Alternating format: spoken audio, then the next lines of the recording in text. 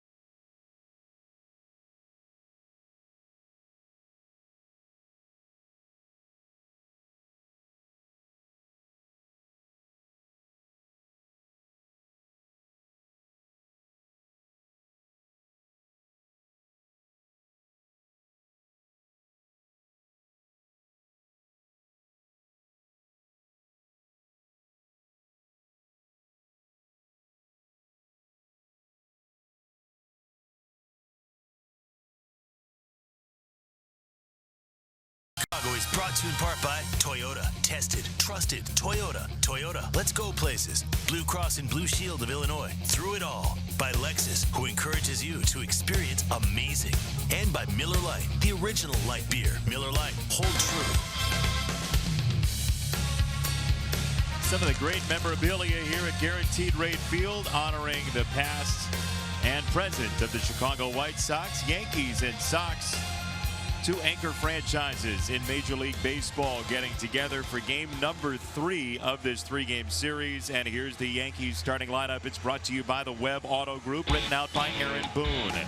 Brett Gardner back at the top of the card, then Stanton and Hicks, Greg Bird at first base, Gleyber Torres, the power-hitting rookie, and Duhar, who had the game winner last night, Walker, Romine, Robinson. The defensive setup for our Sox, put out there by Ricky Renteria, left to right in the outfield. It's Nicky, Adam, and Abisail.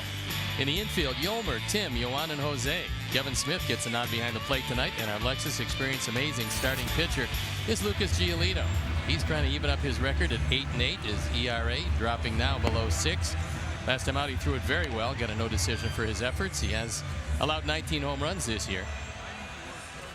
And we'll take a look at who's doing the umpiring for the game tonight. Mike Esterbrook has the plate. Angel Hernandez, the crew chief, is at first. Bruce Dreckman at second. And Chad Fairchild is at third. So just a gorgeous night for baseball. It's in the mid-70s. Absolutely outstanding weather. Not a cloud in the sky. And Sox are trying to avoid the Yankee sweep. It's a good ball game last night. Played very well. Adam Engel making yet another spectacular catch. That's 2 in as many games. There's Aaron Boone, the skipper of the Yankees. Came right out of the booth, right into the dugout. It's going around the American League East. And he's finding out that it's not that easy to do. He's got himself a very good team, but they're losing contact with the Red Sox. Yankees are 9 back of Boston. Opening play today. So the Red Sox are up 4-0 already in the bottom of the 4th against Toronto. So the Yankees have some work to do, and the Sox are going to try and get in their way, as it's a little hazy in here. It is, but this is good visibility.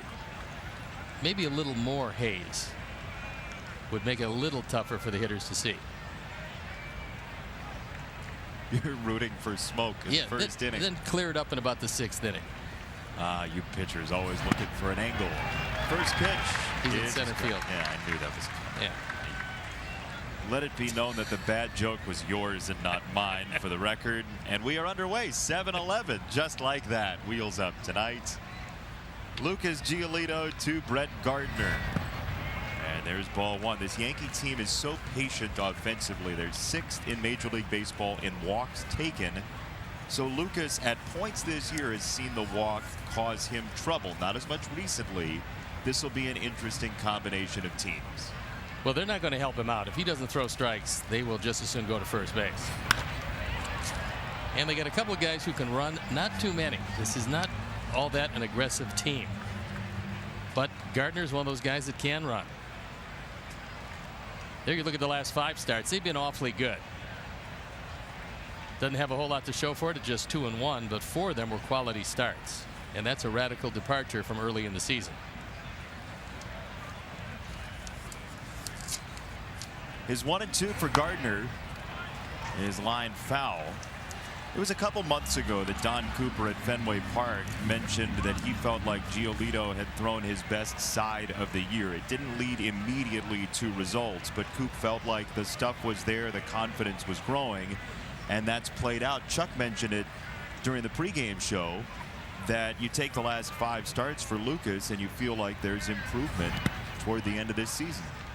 No, there's no doubt what he's trying to do is regain that confidence and composure he had the last 7 starts of last year when his ERA was in the 2.3s and he was throwing everything over the plate. Pretty much mystified some pretty good lineups last part of last year, and then came out this year, lost the feeling for the breaking ball early, but now it started to come back to him. Started to throw a lot of strikes. 2-2 to Gardner. And that's a swing and a miss for strike 3. Nice start for Giolito tonight. Lucas last time out, that was at Tampa Bay. 7 innings, 2 hits, an earned run, and you see 47 four-seam fastballs. He relied pretty heavily on that changeup against a bunch of left-handers. He also found a very aggressive Tampa team and a team that doesn't hit like the Yankees hit, but he was able to neutralize them pretty much from the beginning.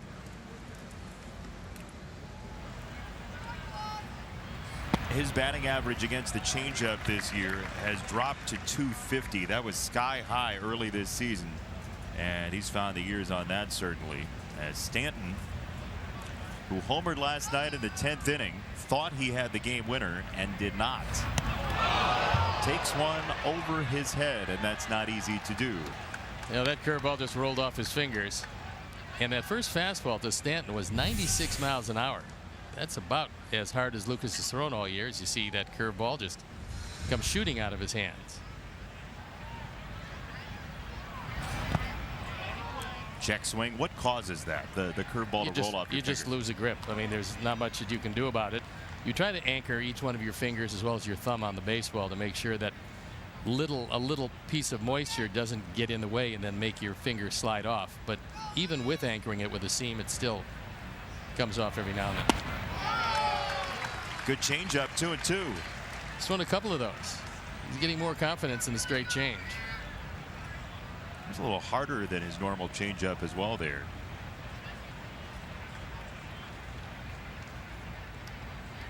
Two and two. Stanton walked a couple of times in the opener. He scored once, then yesterday, and an infield single, then the home run.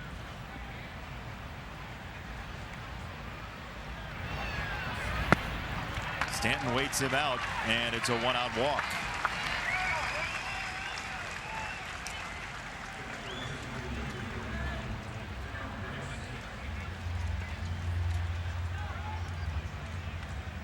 Mentioned the Yankees are 9 back in the East. They're 4 up in the loss column starting play today on top of Oakland. The A's will play the Dodgers later on tonight. The A's currently in the second wild card slot. Seattle lost earlier, so that's loss number 50 for the Mariners. They're now 8 back of the Yankees in the loss column.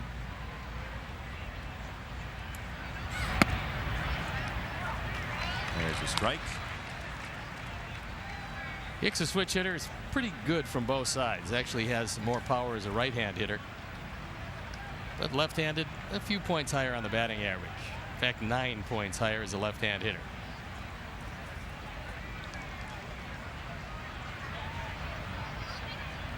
Stanton at first, 0-1. Hicks goes after a ball high, a changeup, makes it 0-2. Aaron Hicks has been a free swinger in his career.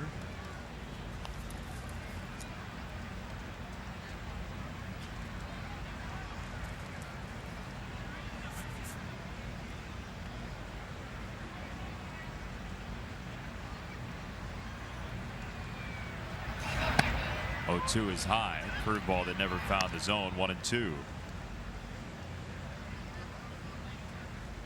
Where will he hit it, Aaron Hicks? And it looks as though the pull side is your best bet.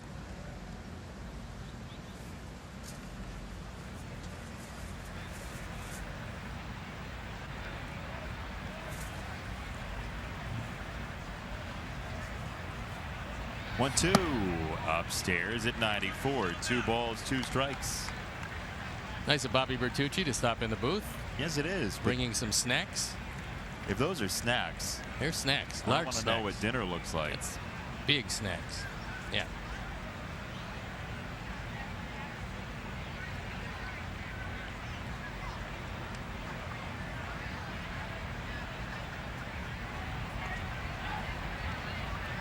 Two and two on Hicks. And he struck him out downstairs with the change. 2 down, as we tell you what you'll be seeing on our telecast tonight. Another Authentic Fan night. You'll meet the Authentic Fan, and you can post your photos. Hashtag Authentic Fan. Jose Abreu will show you where he's hitting the ball. Quick hint, it's just about everywhere in the zone. And then some Yankee greats at the swap meets. coming up later on. We shall see who's on the shelf. 2 strikeouts and a walk leading to Bird, the left-handed first baseman, in search of his first hit in this series. Ankle trouble kept him out for the balance of the first couple of months of the season. Numbers still down from where he'd like them. When he's healthy, he's a very good player, and the Yankees have been hoping that he got and stayed healthy for quite some time now, but he hasn't been able to avoid the injury bug.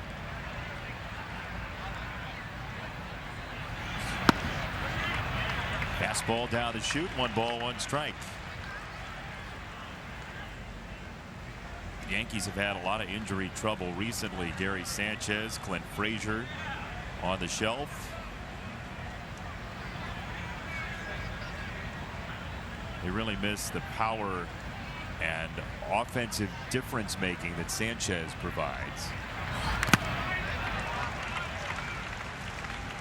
There's no timetable for him, no timetable for Judge. They're just hoping that they stay afloat and start to get healthy as we get closer to the playoffs. Judge's hope was 3 weeks, but that looks like it's not going to be the case. No, that would be a rapid return to the lineup. Would be in about a week.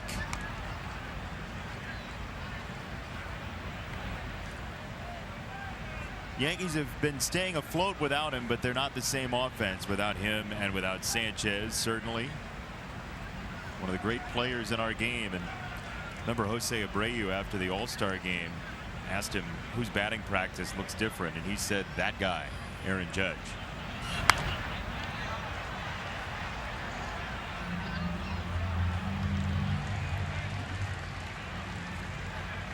Yesterday, the Yankees got a pretty good outing from that guy, CC Sabathia. 5 2/3, 1 earned run. He struck out 12.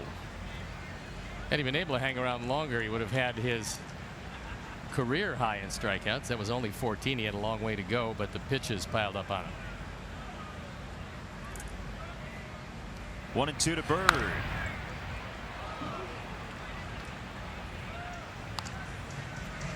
Sabathia's opponent was Reynaldo Lopez, who went 7 innings, just 1 earned run. We'll hear from Ricky Renteria later on in our one thing about what's changed regarding Reynaldo Lopez recently.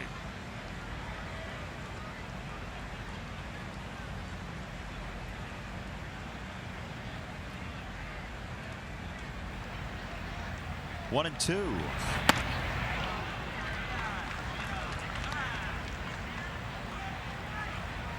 As we expected, some long counts early on for the Yankees offense. They came out firing against Lopez with 9 pitches only from him in the first inning yesterday in a 1-2-3. They're more aggressive Tuesday evening than tonight. Up the middle, playable for Anderson. Backs right there. And Tim stops it.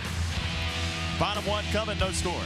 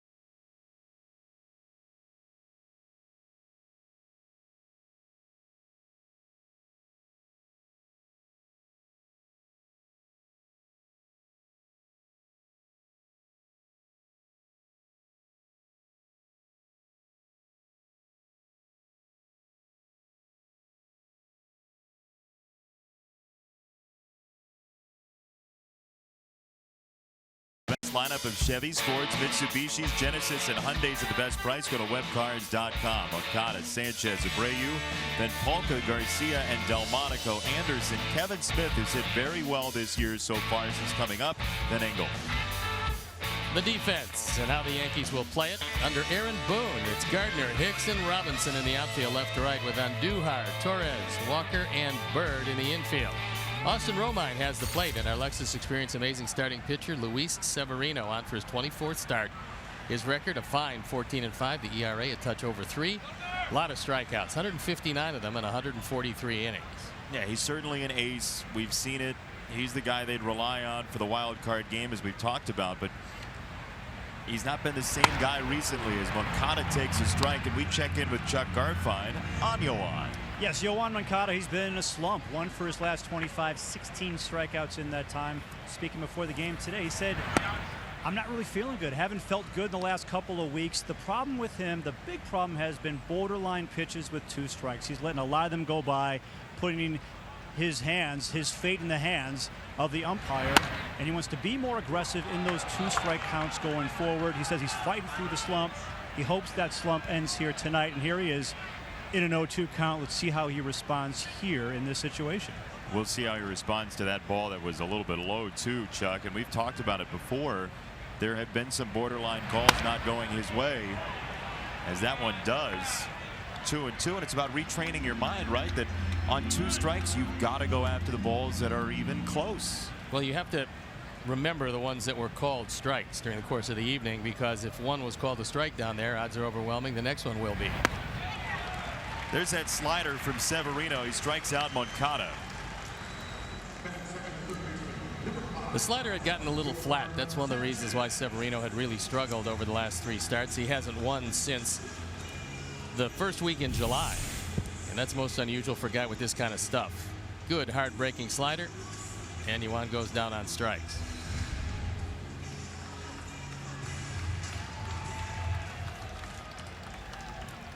One out for Sanchez. Yolmer batting 2 today. He's 1 for 8 in the series. First pitch, hunting, a line drive to left, and Gardner has to break it down. It's a 1-out single for Sanchez, who had no interest in getting to that slider, so he went after the first ball. Took it into left field, so this is promising. Severino at his best is really tough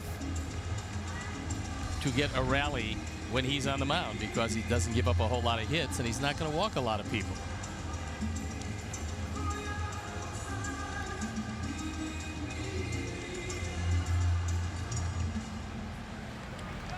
See if the Sox can get to him early tonight. Abreu with Sanchez at first, and Jose takes strike 1. One of the differences as well for Severino is his fastball's been getting knocked around. Batting average against his fastball is about 400 the last 5 starts. Well, being wild in the strike zone, he doesn't walk a lot of people. 36 walks in 130 some innings. That's very good. But by being wild in the strike zone, you're using that fastball to throw too good of strikes. That didn't happen on the first pitch. That caught the corner. But if you use the entire plate, especially the way Jose has been swinging it, you're not going to get him out too often. Yolmer at first, and he draws a throw.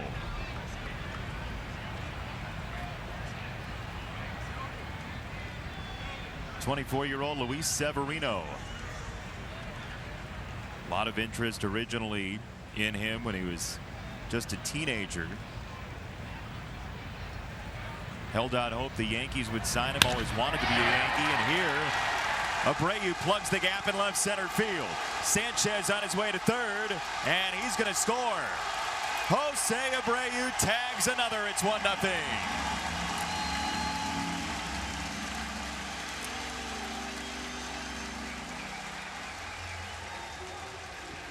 RBI number 67 for Jose, who took it all the way to the wall, split the outfielders, and this is a slider down. He just goes down and gets it. Well, he is as locked in as we've seen him ever over the course of his career. Right now, if you let anything stray, you don't make a great pitch with every pitch, he's going to hit it hard someplace. Boy, his timing with the toe tap and everything through the swing was impeccable on not a bad pitch. No, actually the ball was down. It was a pretty good pitch, but again, you got to credit a red hot hitter with taking advantage of it. And the struggles of Severino continue. Daniel Palka with the Sox in the lead 1-0.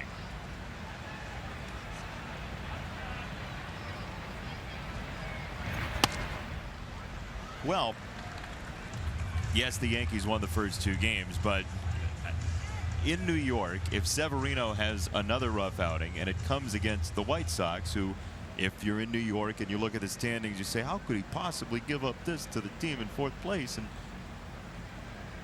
could cause a little bit of a firestorm if the Sox get to him. He'll be fine. Into center field, that's a base hit. Abreu trucking home. Throw from Hicks is not going to get there. 2-0. Daniel drives home his 45th, and the Sox are in business. Jose made an instant decision that this one was going to get into the outfield. It didn't get out there by much, but just enough.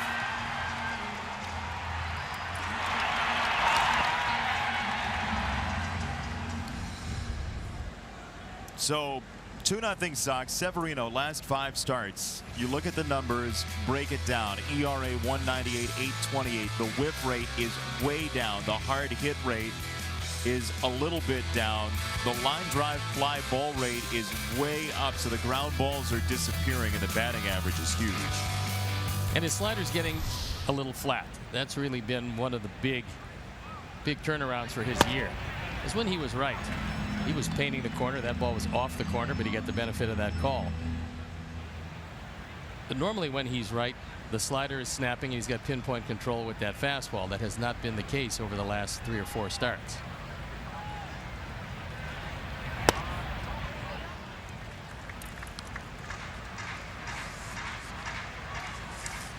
So we've talked about this before, the statistic called barrels. So you've got basically the optimal exit velocity launch angle, likely to be home runs is what barrels are. He gave up 18 of them his first 18 starts. He's allowed 11 his last 5 starts, as this gets a high hop for Garcia to stay out of the double play. Palka out at second base, but the inning continues.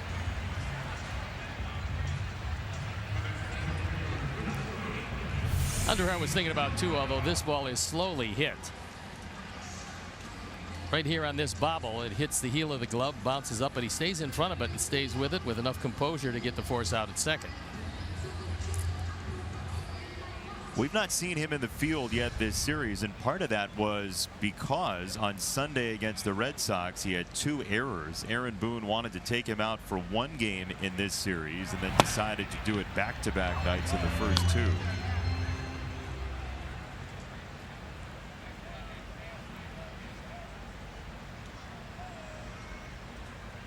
So Delmonico takes a strike.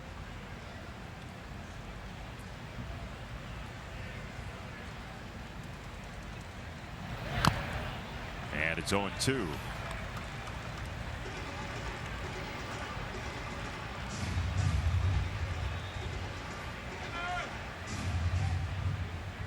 Sanchez a single, Abreu a double, Palka a single.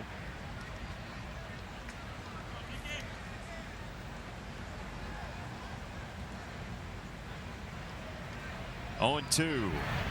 He struck him out.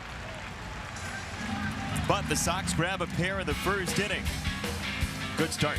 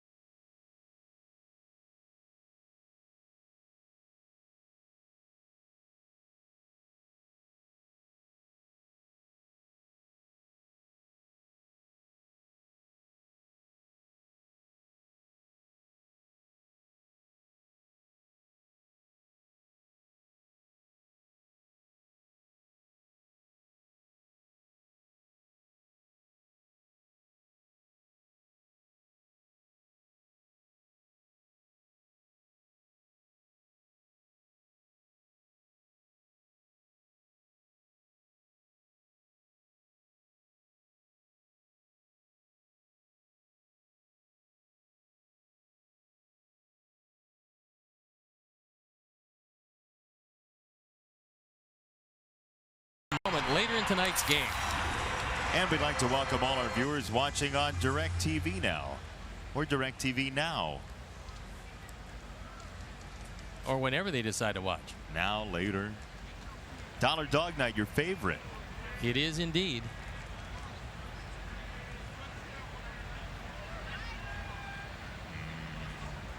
Get a good solid dozen of those, you'll be in great shape. How many have you eaten in one sitting? Oh, geez. Well, when I was in the hot dog eating contest, there was a few, but I'm hoping that's not actually true. no, it's not. Okay.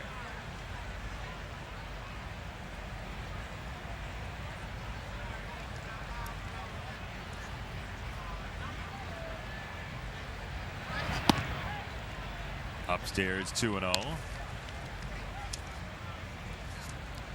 Lucas still does not have a feel for that curveball. He's been spinning a bunch of them and hasn't thrown one yet in the zone.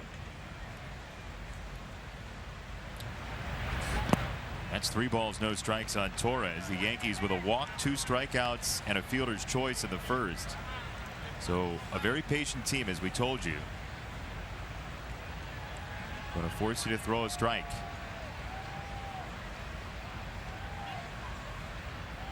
.3-0. Fades inside. It's a leadoff walk for Torres.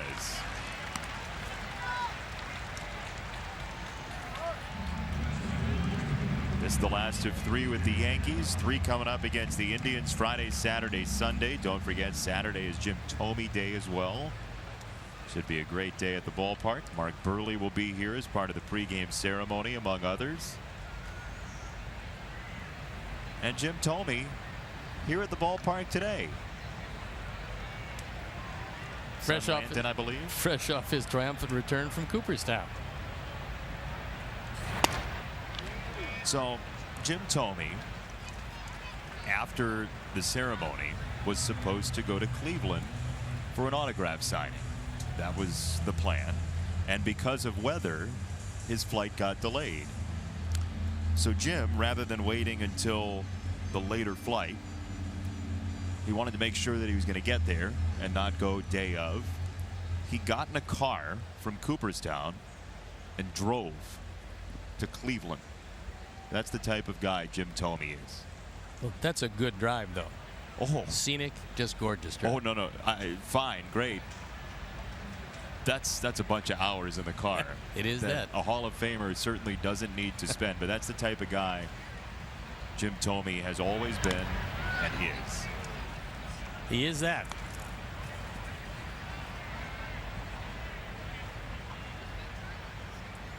Torres 2 out of 3 in stolen bases.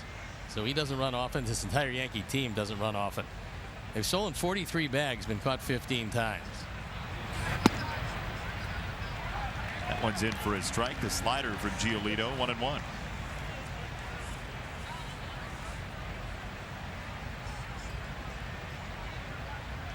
Andujar was 3 for 5 last night, including the game winner in the 13th.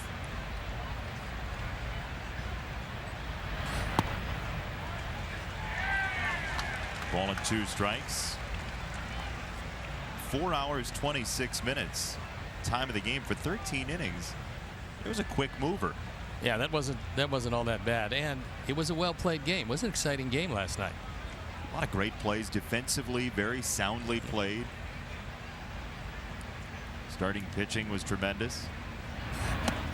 Swing and a miss, strike 3 after the slider got over once. Giolito went to it 2 more times for the punch out. Andujar decided to elevate his strike zone, and that's a bit of a hanger. Doesn't do much, but it's good enough for strike 3.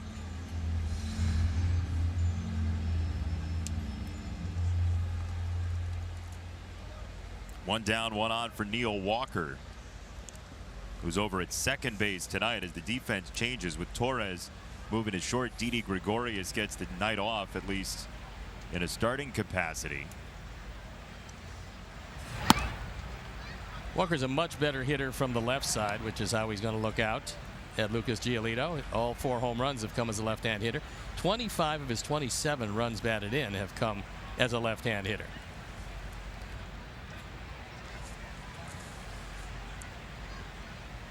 He's the only guy in the lineup who's seen Giolito before. That was back in 2016 when Lucas was up for a short time with the Nationals and Walker was with the Mets.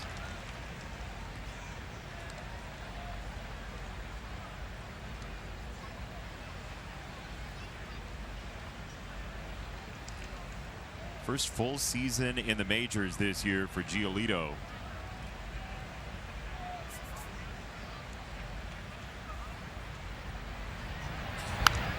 I thought Chuck made an interesting point after talking to Don Cooper. He was discussing on the pregame show, the podcast he did with Coop, and Coop said something about the talent gap between the Sox and the Yankees. And Coop, what he was referring to was the fact that we just have not seen the max talent coming out of these Sox players as yet. The job of the coaching staff is to get it out of them, but the difference isn't necessarily in personnel in some spots. It's about getting that talent out of the players as they develop here at the major league level. Delmonico on the charge. It falls in front of him. And the first hit tonight for the Yankees is Neil Walker's.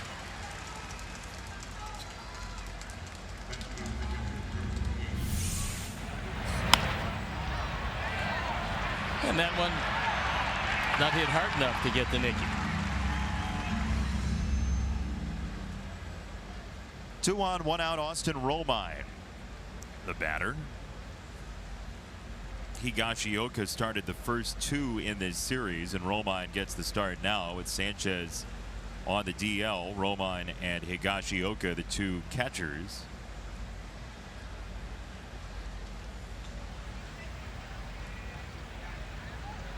Throw to second is to the right side of second base as we look at it.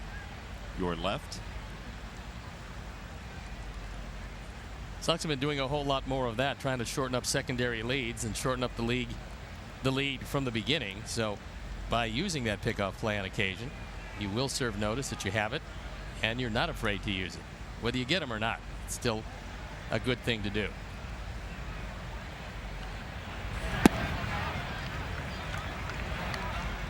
Ball 1 to Romine, who earlier this year had an 11-game hit streak, the longest of his career.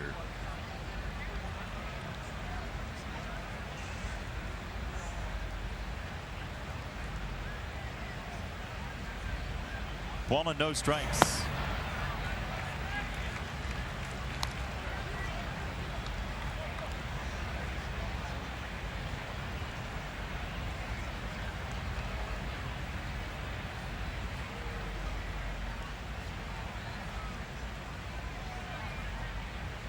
Torres at second, Walker at first.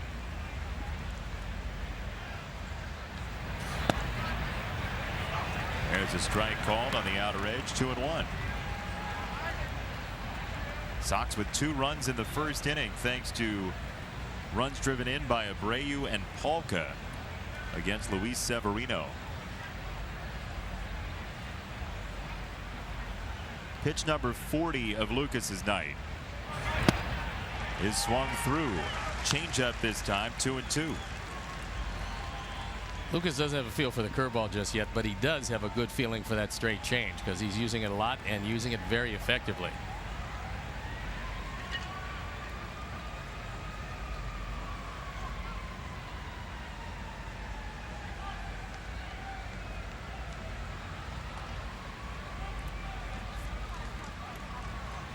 Two.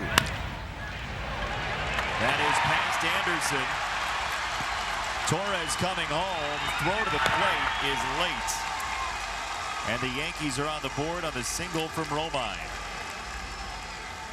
30th run batted in for Romine.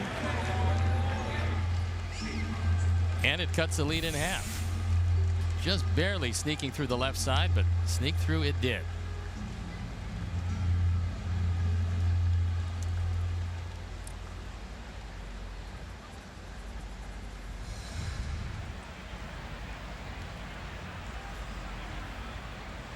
Anderson gave it an effort but couldn't pluck it, so Robinson bats.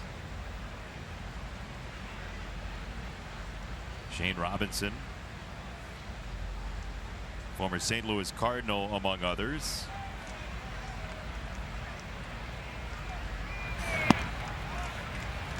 Angels as well in the American League. Minnesota for a time.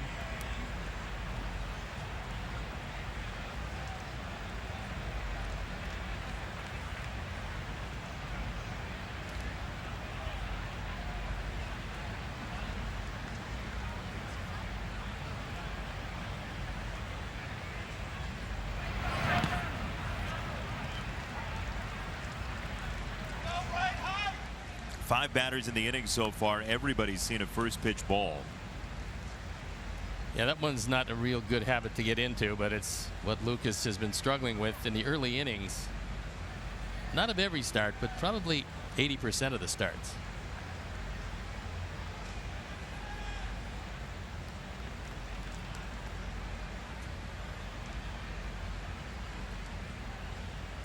Two balls, no strikes. Right side and through, a base hit. Walker's coming home. Avi guns it, and it's cut off. We're tied at 2.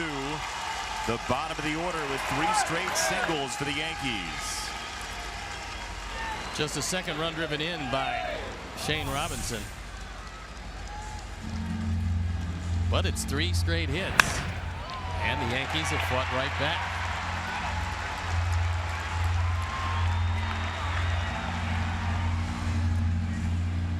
And here comes Don Cooper to chat with Giolito and the infield. Hey, your 2018 Chicago White Sox are presented by Guaranteed Rate, your trusted teammate throughout the mortgage process. Experience the difference today at rate.com. It's a Yankees lineup that will only get deeper as the weeks go by. Sox will see the Yankees final week of August at the stadium. It's pretty scary now, but when you put Judge and Sanchez into this same exact lineup, then it becomes a killer lineup.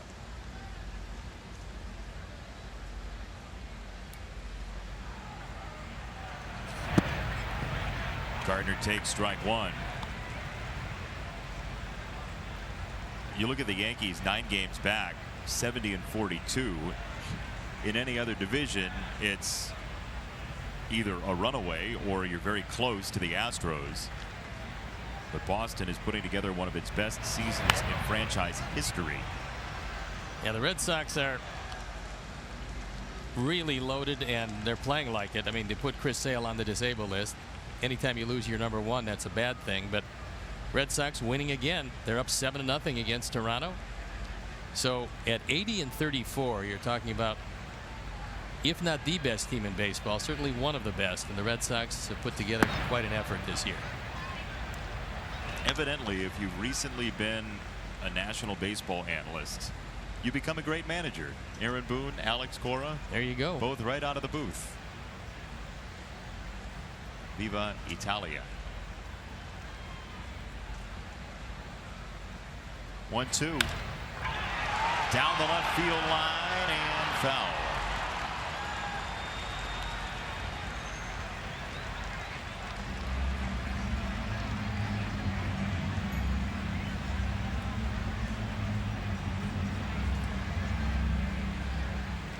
.48 pitches so far for Lucas. As the Sox taxed the bullpen yesterday, Cedeno threw 2 innings. Manaea 1 2/3. You would imagine Hector Santiago would be the guy you'd turn to for multiple innings tonight if you needed it. Yeah, I think Ricky Renteria, Don Cooper, both hoping that Giolito can right this ship and go substantially deeper in this game. Gardner gets hit, and the bases are loaded.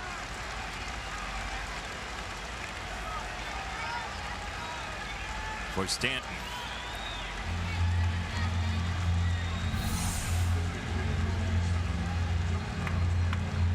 Gets him right on the right toe. And he'll take his base to load him up. Well, you don't want him hurt. Gardner like that one. Tough to replace.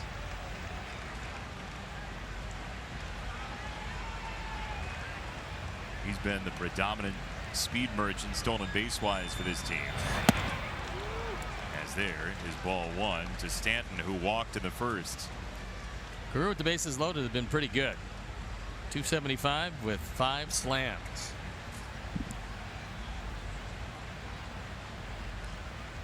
How about a ground ball? That would look good.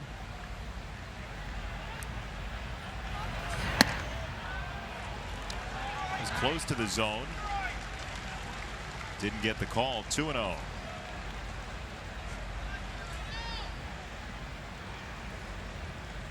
We saw the exceptional power of Stanton last night as he reached out and clubbed the home run in the 10th. Off speed inside. 3-0. Well, you would think he would have the green light. I think he has a green light in his dreams, in the shower.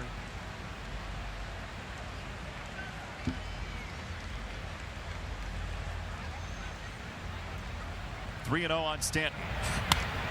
He did go after it. He served it foul. Got his fastball. It was on the inner piece of the plate, and was on the plate, so he aired it out and fouled it back. Aaron Hicks to follow. He was a strikeout victim in the first.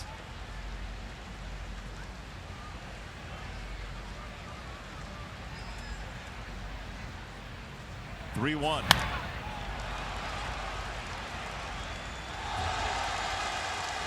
Well, he's fought back to 3-2.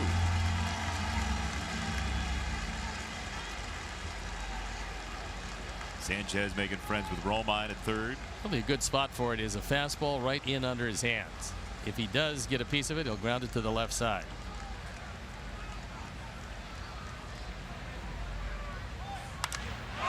That was over the plate. Stanton launches it right field. Avi back at the warning track in the wall, and that one clangs around the pole for a grand slam for Giancarlo Stanton.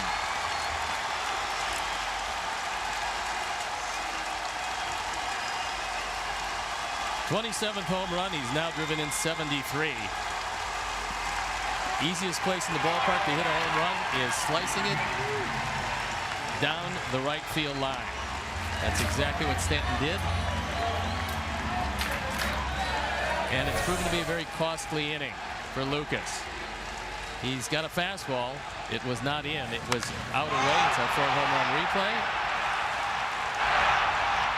Stanton gives it a long look, only to see this.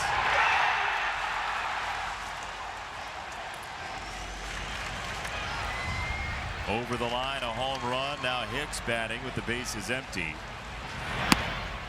And he takes ball number 1.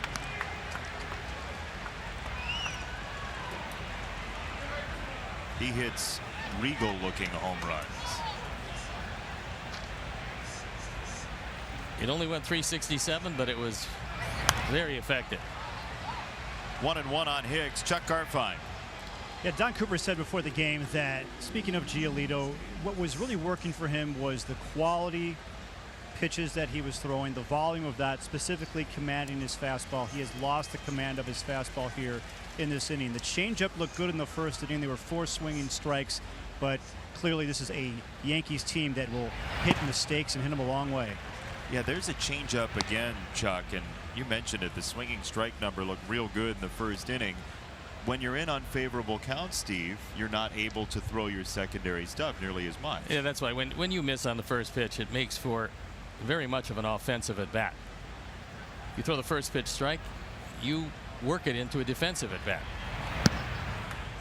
And you guys were talking about the White Sox needing Giolito to go deep today. That was the sentiment because they've burned through their bullpen the last couple of nights. And here he is at 59 pitches, and we're still in the 2nd inning. The good news, Chuck, is that there's an off day tomorrow. The bad news is there are not a whole lot of guys truly available today that you'd like to go to. You could, but you'd rather not, as Hicks grounds out to Moncada for out number 2. It might be a Matt Davidson night. He's DH, actually not even DH, and he's got the night off. Yeah, he's got the night off. He's on the bench. We'll have to see how he recovers from that last performance, because that's the first time that he had any strain at all in any performance he's had. It's true. Finally, some traffic against him. Greg Bird, the 9th hitter of the inning for the Yankees. In the air, right-hand side. Avi's on the case, and he's underneath for the final out. But the Yankees grab 6 to help out Severino. Stanton with the slam.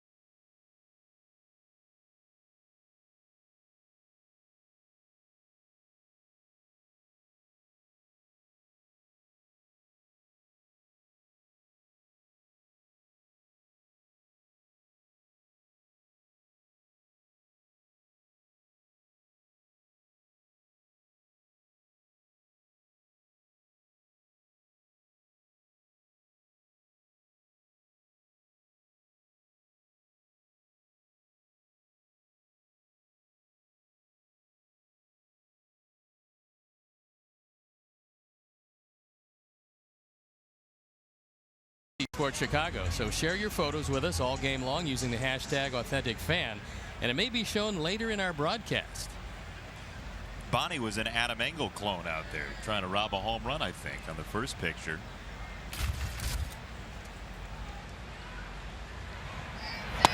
Tim Anderson takes a strike, and Severino gets bankrolled to a 6-2 lead after he got jumped by the Sox in the first.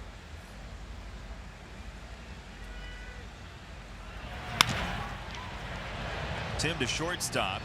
Gleyber Torres and 1 gone. Severino following CC Sabathia, who went last night 5 2/3. Lance Lynn, opening night of this series, set a pretty high bar. 7 1/3 of great baseball.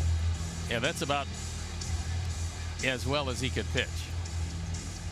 And Lance Lynn still threw his fastball. He threw that a lot, but it had some little extra movement on it, and he mystified Sox hitters. And Sabathia, our Rocket Mortgage breakdown last night, goes 5 2/3, just the 1 run. Most strikeouts in a start ever against the Sox at age 38. Right center field. And Hicks says, "You take it." Robinson makes the catch. Somebody's got to lead the league in putouts. It's like when before we had cell phones, the phone would ring, take like 5 steps toward it, and somebody else in the house would run to the phone. Fine. I was going to get it.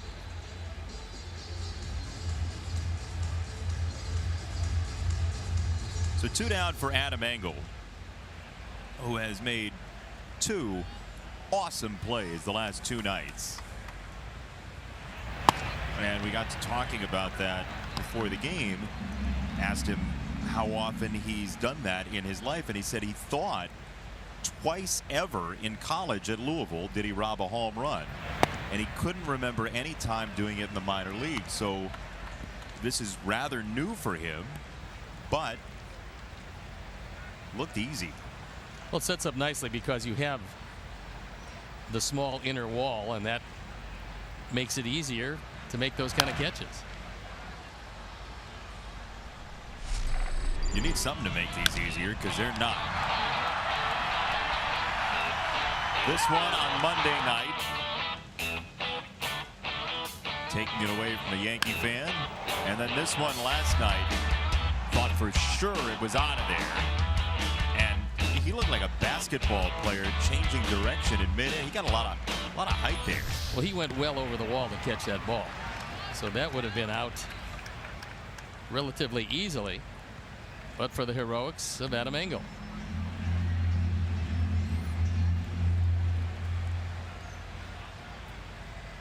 Two strikes on him with 2 out in the second. Severino seems to have steadied himself. That's a frisbee right there. 3rd strikeout for Severino and a 1-2-3 second inning for him.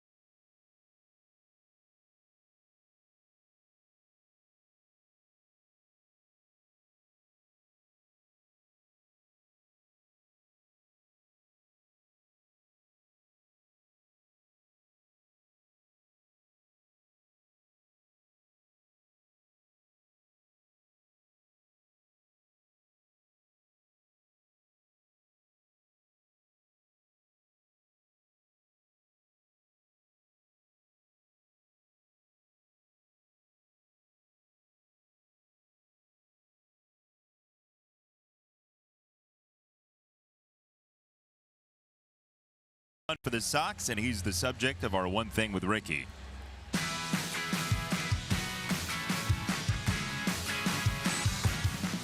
Ricky, what's the difference between Ronaldo Lopez last couple of starts and previous? Well, I think it's certainly been, we've talked about focus and commitment. I think he's really been looking forward to, getting out there and competing. We've had conversations with him. Koopy has had conversations with him, to make sure that he stays, remains committed to when he gets his starts.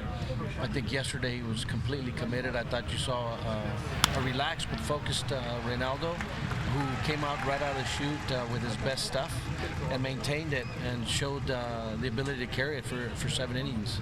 And basically that's it. It's just focus, commitment, and execution. Thanks. You're welcome. That's part of growing up in the big leagues, I would imagine, yes? That's absolutely the case. Everything is there for him to be a star. Question is, will he learn as he pitches the innings? Will he learn what the major leagues have to teach him, or will he need a refresher course again next year? And you can't really tell. Right field from Andujar, and Avi's underneath it to make the play for out number 1.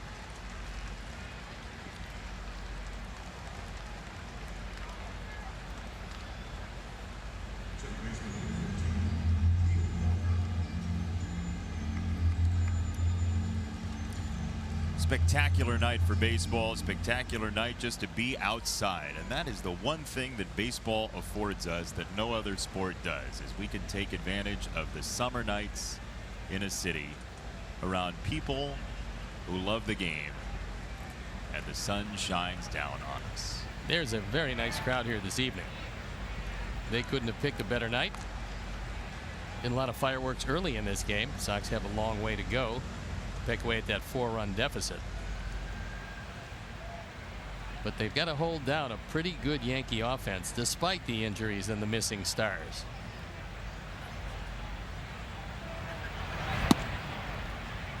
Strike 1 to Walker. This will be a really interesting American League playoffs, considering Cleveland at 12 over has a rotation that can stand up against any team in Major League Baseball. Especially now that Kluber is throwing like Kluber can. He had a back issue that was giving him some problems, but now appears to be okay. Left center field. Engel will not have to scale a building. He makes the catch on the ground for out number 2. Sox fans, join us as the White Sox take on the Royals August 18th, 6:10 p.m.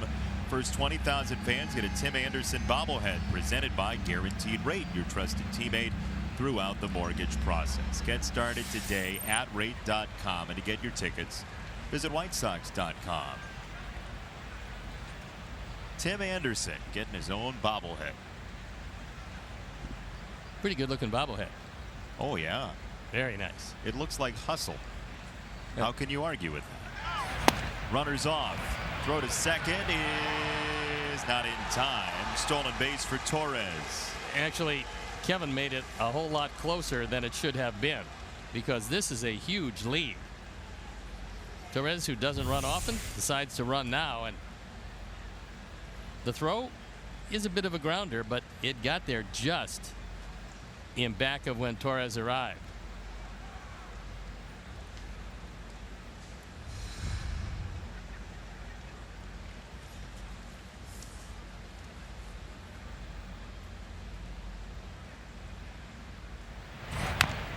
Romine chops it first base side and foul.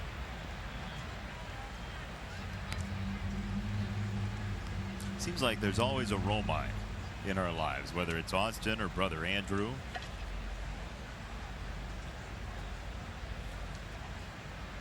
Very competitive. I was to say, it's really unusual to see two brothers playing in the major leagues at the same time. But that is the case with the Romines.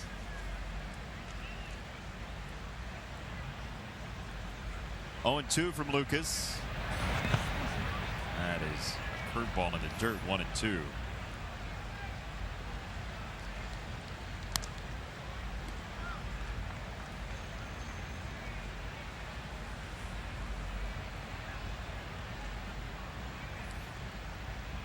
Nine Yankees came to the plate in the second inning.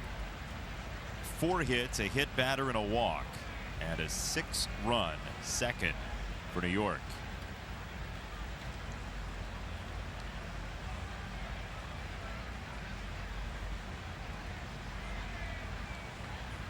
1-2. Giolito to Romine.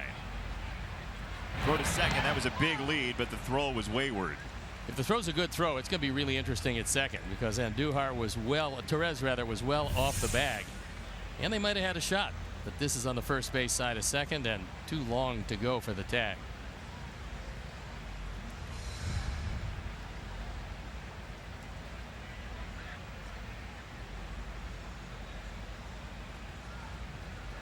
One and 2 on Romine.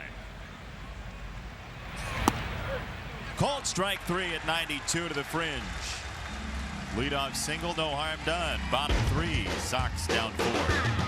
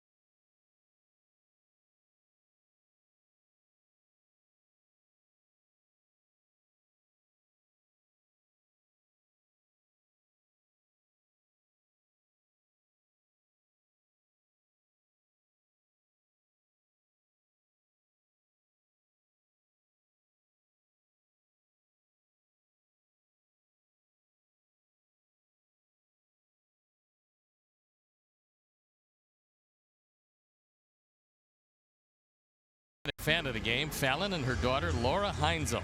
If you want to be the next authentic fan, enter for your chance to win at NBCSportsChicago.com/White Sox AF. I was trying to ask Laura how big of a Sox fan she is, and she kept saying bigger, bigger, bigger, so I smacked you in the head. Yeah, well, she's that big a Sox fan. Wearing the same color shirts again. Yeah, we keep doing that. I know, that's not good. At least it's not the opposing team's colors. So Moncada, Sanchez, Abreu coming up. And there's a strike. We told you about that Tim Anderson bobblehead coming up in 10 days here at the ballpark. I know one little girl who wants one. Laura and Fallon are both huge Tim Anderson fans. They said that in no uncertain terms.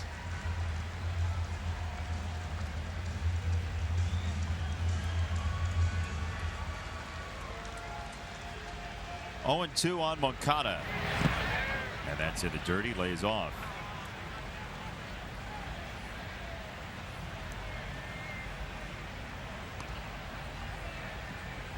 There was a time when it looked like the Yankees were going to see quite a bit of Moncada in their own division as he came up a Red Sox prospect.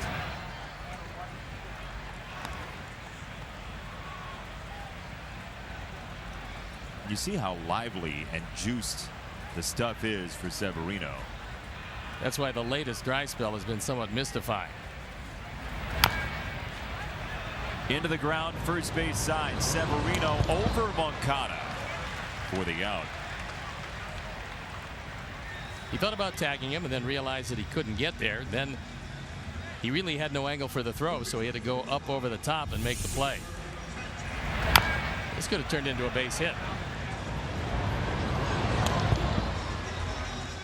Actually a nice play by Severino. A very nice play as he crosses over into foul territory. He doesn't have an angle for the throw, but he trusts that Bird is going to be able to catch it upstairs, and he did.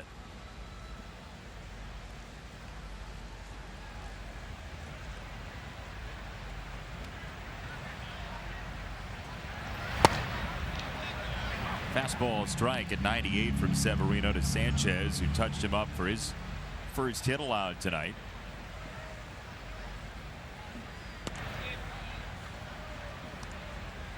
The rare changeup. He only throws maybe 1 out of every 10 pitches. I was to say that was for effect. I don't think he wants to throw it for a strike. Now when you've got that good a breaking slider and a fastball in the high 90s. That slider hops into the glove. It's a tough pitch to handle. There you see he loves a four-seam fastball along with the slider. That's 87% of his repertoire. To first and Bird.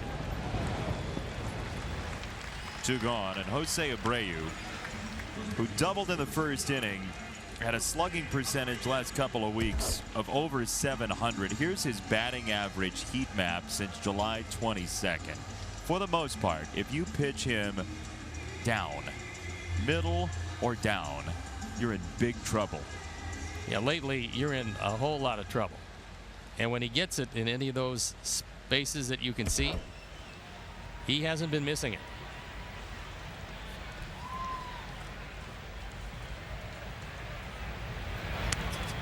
Slider away for ball 1. The ball he hit in the first inning was a slider out of the zone down. Well, that's what you want your run producers to do. You want them to expand that strike zone in situations where they can drive home a run. To third, and Andujar absolutely thieves a hit from Abreu. Just destructed to third, and the young infielder for the Yankees reacts well.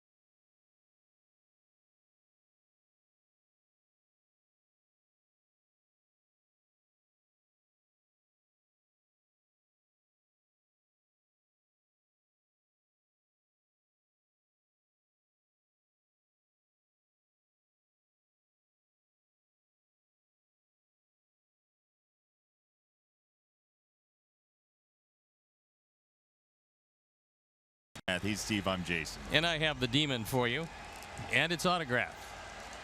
It's a lovely action figurine, I guess you would call it. Yeah, Legends of Wrestling. Yep, here it is. You can win. Dale Torborg in the White Sox system, sometimes pops up here to Chicago.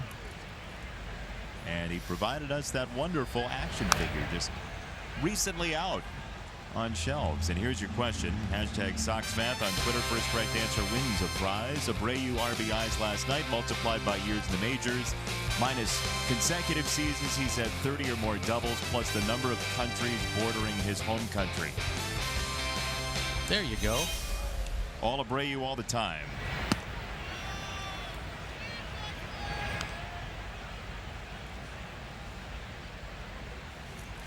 Shane Robinson, who singled in a run, then scored his own run in the second inning.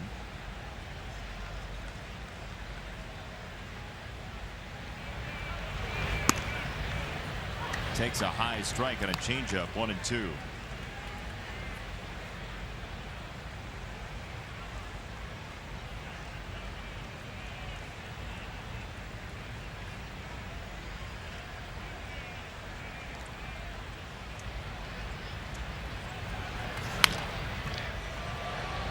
Anderson for out number 1.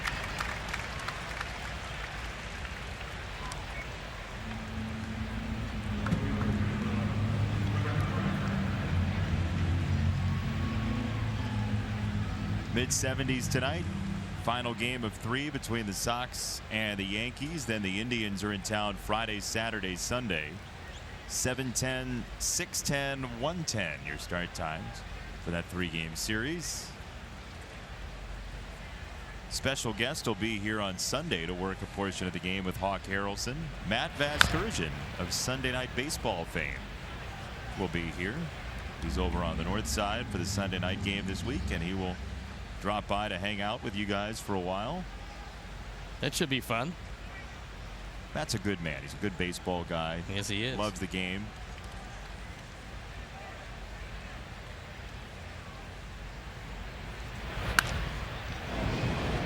Gardner wide of first and foul.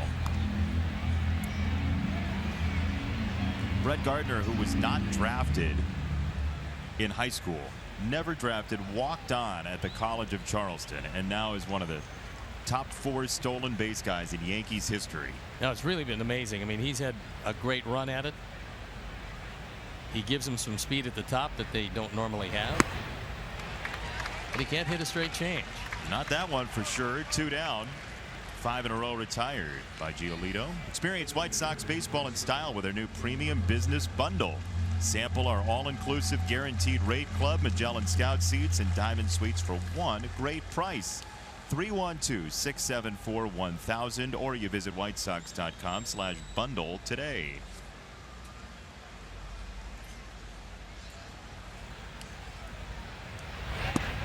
Treat yourself, as they say. Every once in a while, upgrade a little bit. Enjoy the amenities. That's a good plan.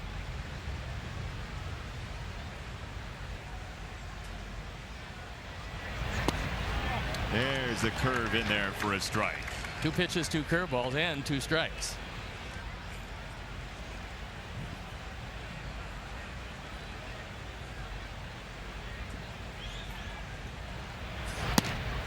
High fastball. Well, Stanton worked the count to 3-2 last time, and then cleared the wall in right for a grand slam. That's strike 3. He buckled him on a fastball, and the inning's over. 1-2-3 for Lucas. Bottom 4, 6-2.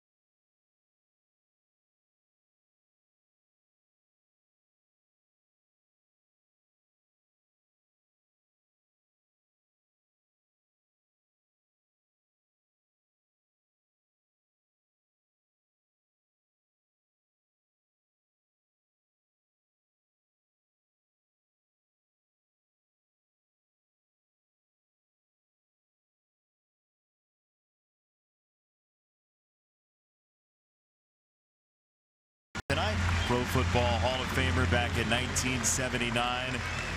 One of the true greats at the linebacker position. 8-time Pro Bowler, 5-time All-Pro. As Daniel Palka takes ball 1. Also an actor in his spare time. He's done a few movies.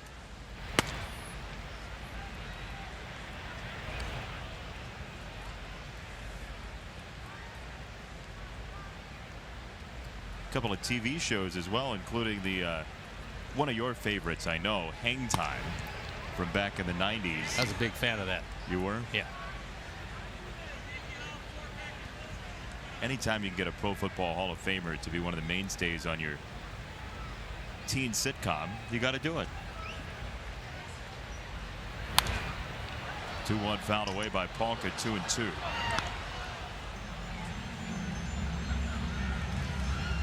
Sox had 3 hits back to back in the first inning, and that's been it, as Severino has gotten pretty tough and throwing a lot of strikes these days.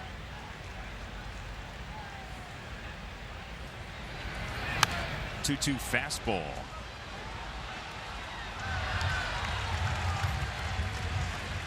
Slider here. Well, if he gets a slider in the neighborhood, it's going to be end of the at-bat. So we'll see what Romine decides. Not close enough to the plate. 3-2. Couldn't get it in the zone, but it wasn't for lack of movement. That thing just bit down and in.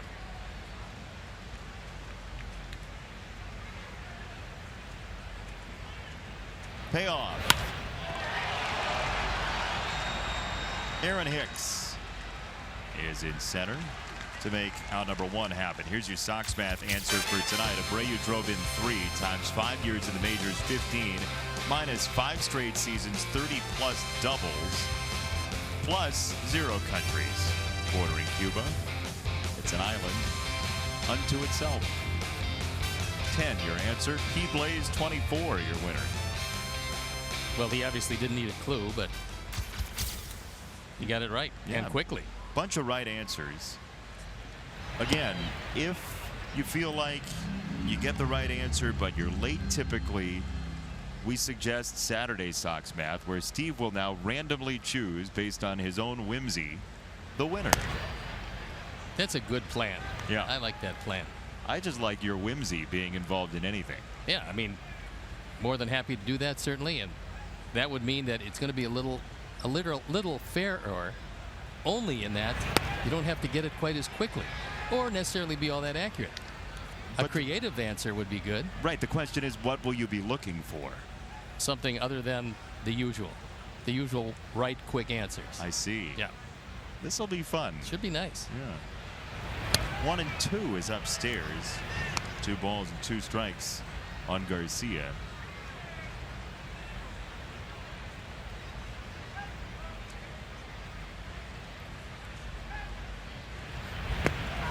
Slider, and he did go. Mike Estabrook, the vehement call for strikeout number 4 for Severino.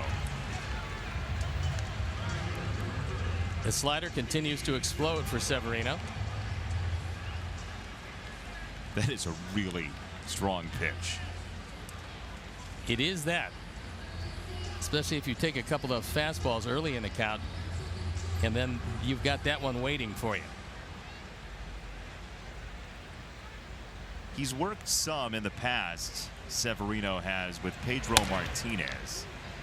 And I'm not saying his stuff necessarily looks like Pedro Martinez's, but that slider has a little bit of that in there. Well, he's just got, I mean, he's a terrific pitcher. He's got everything you need to be successful, and you have no doubt with this ball club behind him, he's probably going to win 20 games this year.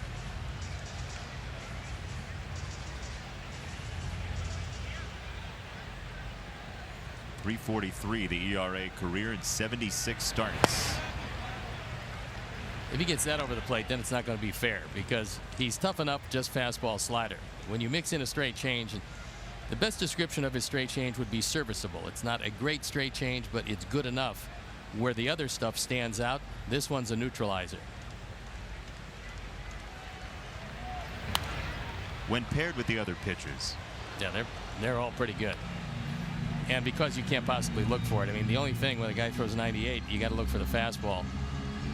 And anything else, you just hope to adjust to. There was some thought earlier this year that out of the windup, he was tipping his pitches a little bit. But he's pitched very well so far tonight, allowing just the 3 hits and 2 runs in the first and no base runners since Polka's single in that first.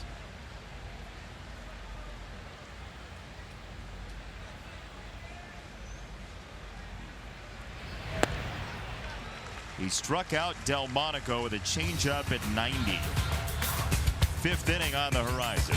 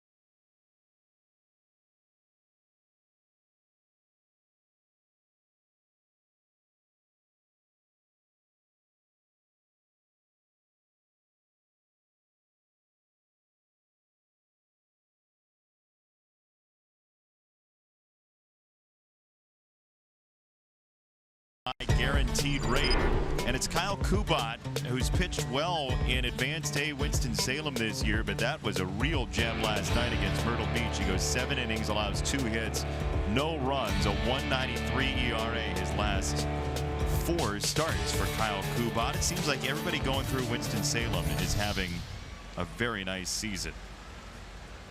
Former Kansas City Royal farmhand who went to Nebraska, Kubat.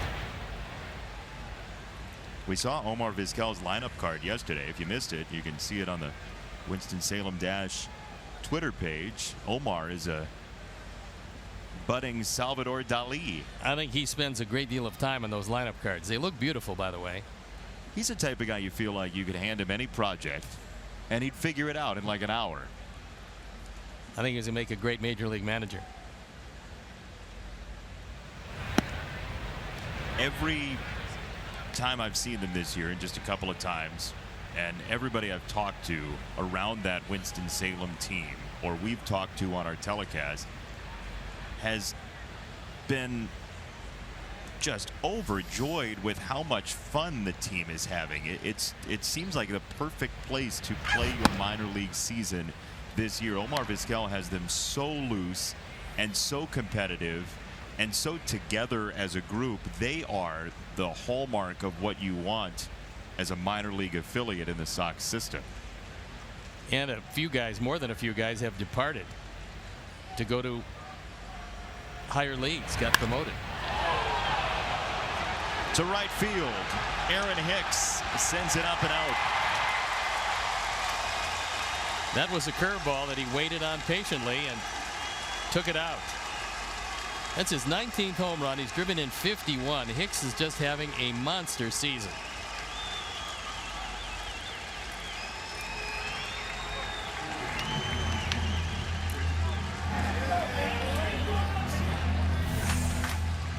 We'll watch it again and watch him wait back on this. It's a rolling curveball. It's not a hanger, but a rolling curveball on our Ford home run replay. He waits long enough and then gets a good piece of it. And he takes it out.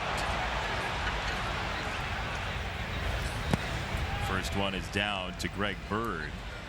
He had planted that front foot and had to wait and wait and wait to get his hands through the zone. Good timing and well struck. That floats high. The changeup 2-0 on Bird.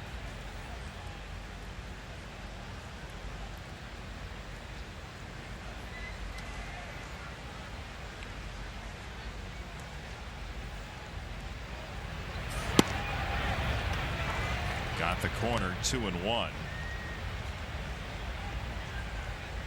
Nearly half of his hits this year, Bird, have gone for extra bases.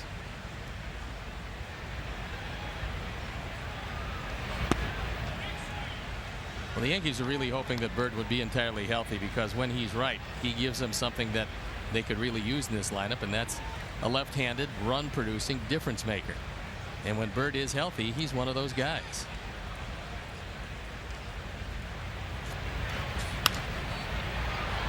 Towering fly ball, third base side, foul territory. Sanchez.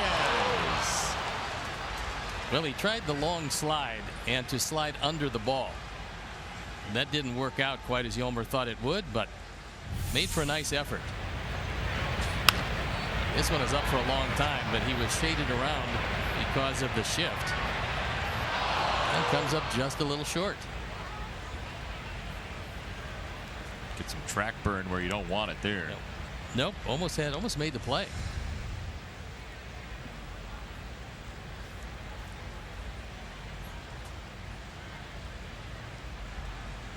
Two balls, two strikes, 90 pitches now for Lucas tonight. That's strike three. Nicely done off speed for strikeout number 7. Hey, Family Sundays featured tickets as low as $5 in the upper level, $15 in the lower level, and parking for only $10. Plus, special family-focused activities located throughout the ballpark. Family Sundays, proudly presented by Coca-Cola. Taste the feeling. Visit whitesox.com/Sundays to get your tickets right now.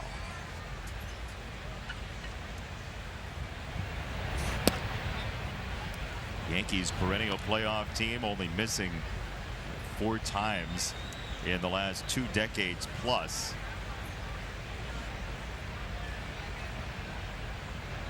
Under new management with Aaron Boone.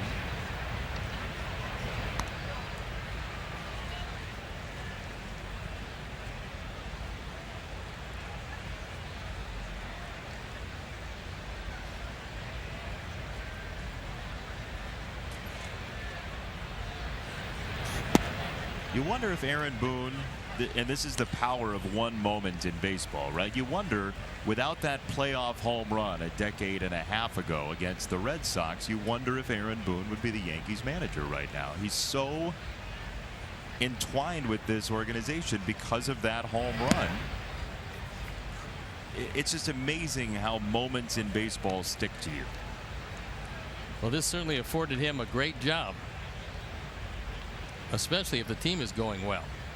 If the team is going well, there's not too many better places to manage than in that Yankee dugout. When it's not going well, there's a lot of better places to manage. Like single A. Like everywhere. Ball 4 to Torres, who's been on 3 times.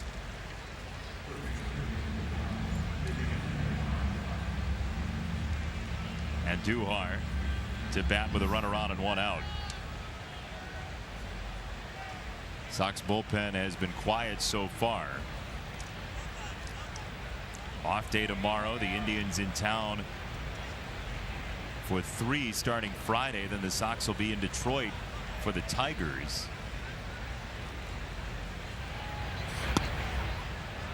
There's strike 1 on Andujar. He is the rookie leader with 47 extra base hits.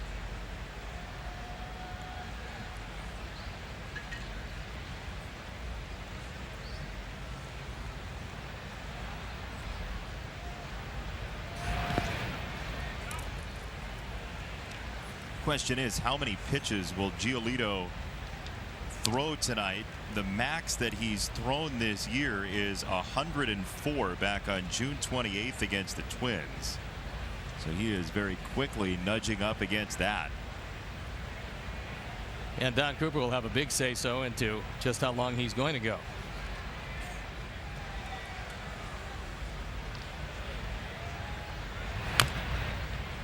Wide of third, foul, 1-2.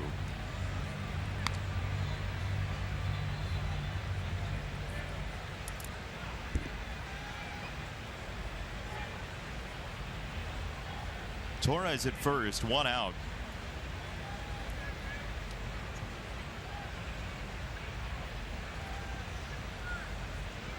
Pitch number 100 is coming.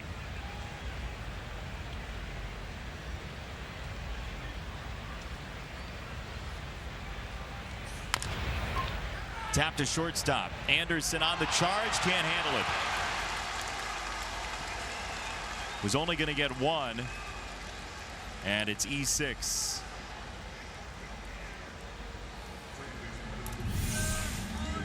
Softly hit ball, and Tim knows he's got to charge it aggressively to get him, and the ball just comes up and bites him. Wasn't a bad hop. It stayed on the grass, it just a little higher than Tim anticipated. And you'd imagine that will get the bullpen stirring. No call down there yet. Chuck, you sat down with Coop for a while for a new podcast. What did he have to say? There was a lot. I mean, we talked about, I'd say, 20 to 25 pitchers in the majors and the minors. Lucas Giolito certainly was one of the topics. Kopech, Dunning, you name it. And one theme that went throughout the podcast and our conversation was this rebuild. As Moncada makes the play, and there's out number 2. Couldn't get the ball out of the glove. Might have been a double play, but the ball is still jammed in the glove. He literally couldn't get it out of the glove. Same thing happened a couple innings ago to Andujar at third. He had a line drive almost go through his glove. By the way, have you noticed Moncada's defense has gotten better in the last few weeks? Yeah, I would say that. It really has. You were saying about Coop, Chuck? Yeah, so I think we all sometimes need a reminder that this is a rebuild. And you want all these guys like Giolito to max out his potential right here, right now against the Yankees. And he's had some great at-bats, great innings. But obviously the second inning came back to bite him. But, you know, I think a lot of these guys, the talent, if you just look at raw talent, yeah, maybe raw talent, the White Sox could match up with many teams in the majors. But in terms of experience and being able to win games and have the experience of playing at a high level on a night-to-night basis, that is where they are, frankly, overmatched on many nights because of the roster. Yomer for round number 3. You hit the post, Chuck. Nicely done.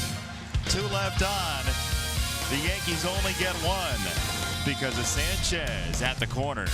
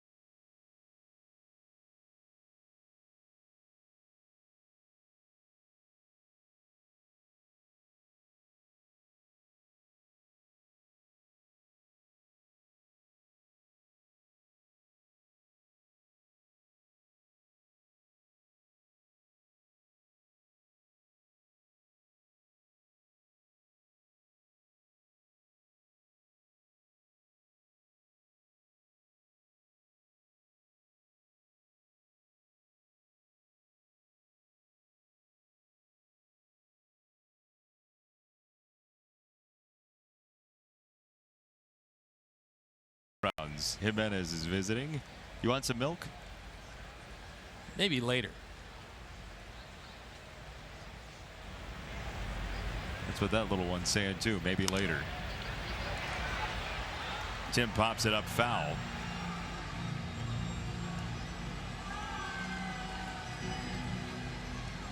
Seems like it rains everywhere in the minor leagues every night. The Sox, with those teams in North Carolina, when a front pushes through there, everybody gets rained out if they're all home. Is that your teddy bear? No, but a fine bear it was.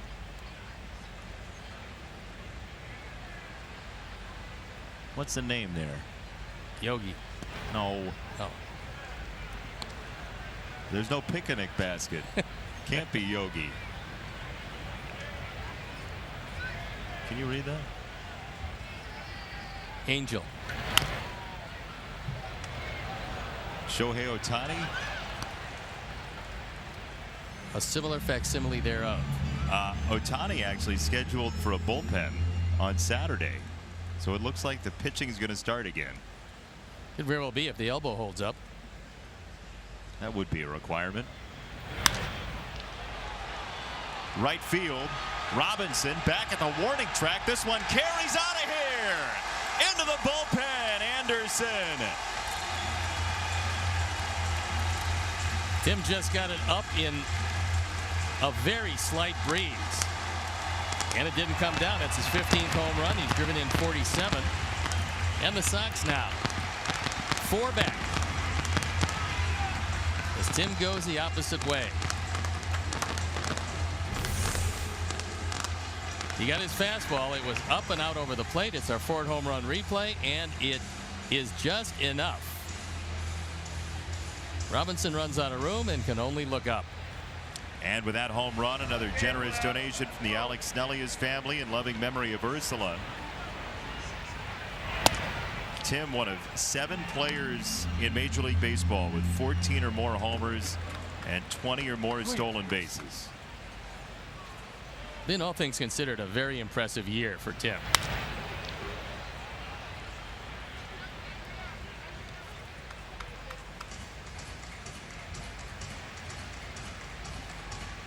So 7-3 in the 5th.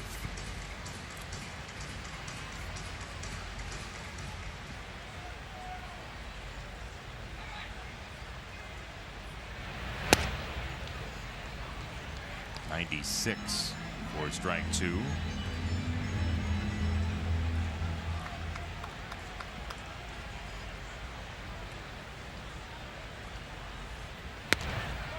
That slider dances away for strike 3.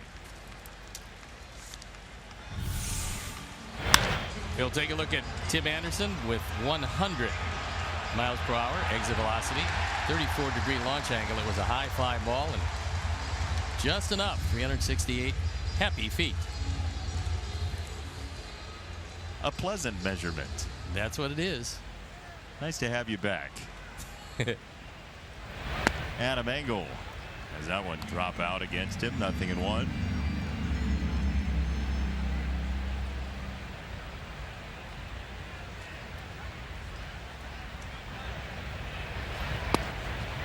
Severino seems a bit perturbed that he gave up that home run. Well, he's going to the breaking ball. That's usually the old equalizer if he can get it in the neighborhood, because it's a sharp breaking slider. Yes, it is. 7 strikeout for Severino tonight.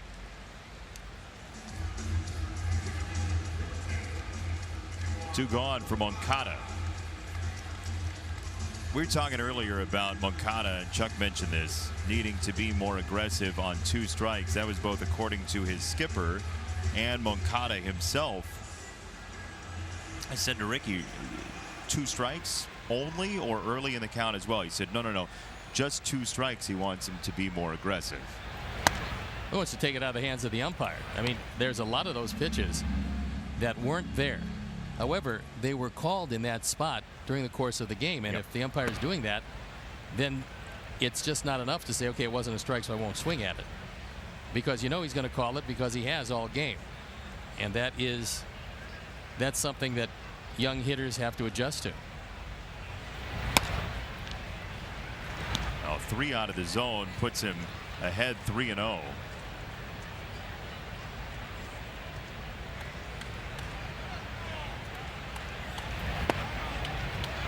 There's a strike, 3-1. Gilmar Gomez throwing in the pen. We saw him face one batter last night, and so he's available today, certainly. Moncada to left field and down, a base hit. He got ahead, and he plopped a single in front of Gardner. So the home run for Anderson, 2 strikeouts, both swinging, then Moncada. He got his fastball, inside out swing, dumped it in front of Gardner in left field, who couldn't do anything with it. And Yuan keeps the inning alive.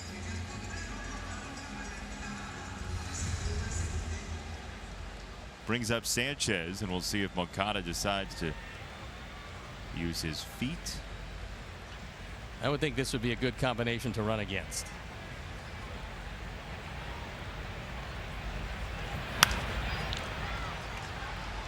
Hey, Xfinity X1 customers, say show me the Chicago White Sox in your X1 voice remote and get live team stats on your TV. Change the way you experience TV with Xfinity X1.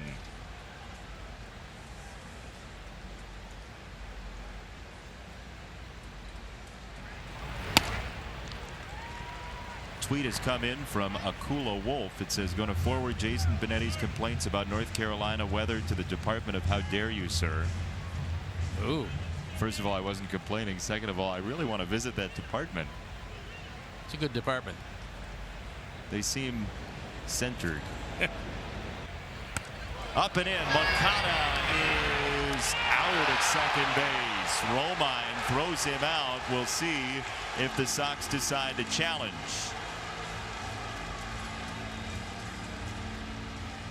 Well, to this point, Moncada standing at second base looked like he was safe. But the call on the field from Bruce Dreckman was that he was out at second. Now, it looked as though real time his foot popped up.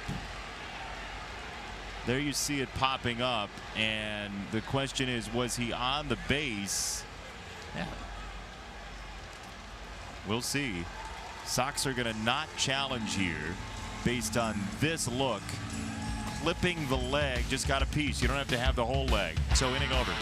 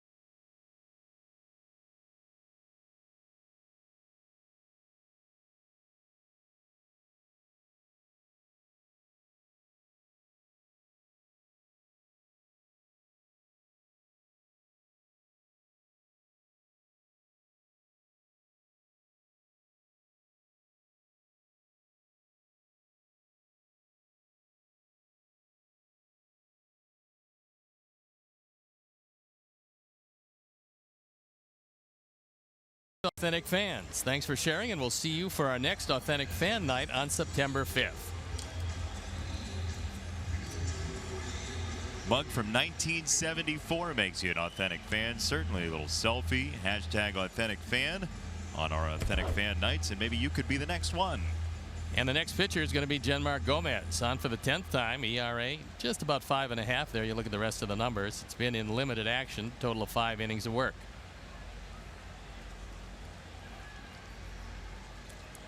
5 innings is what Giolito provides tonight. 6 hits, 7 earned runs, 3 walks, 7 strikeouts, and he hit Gardner.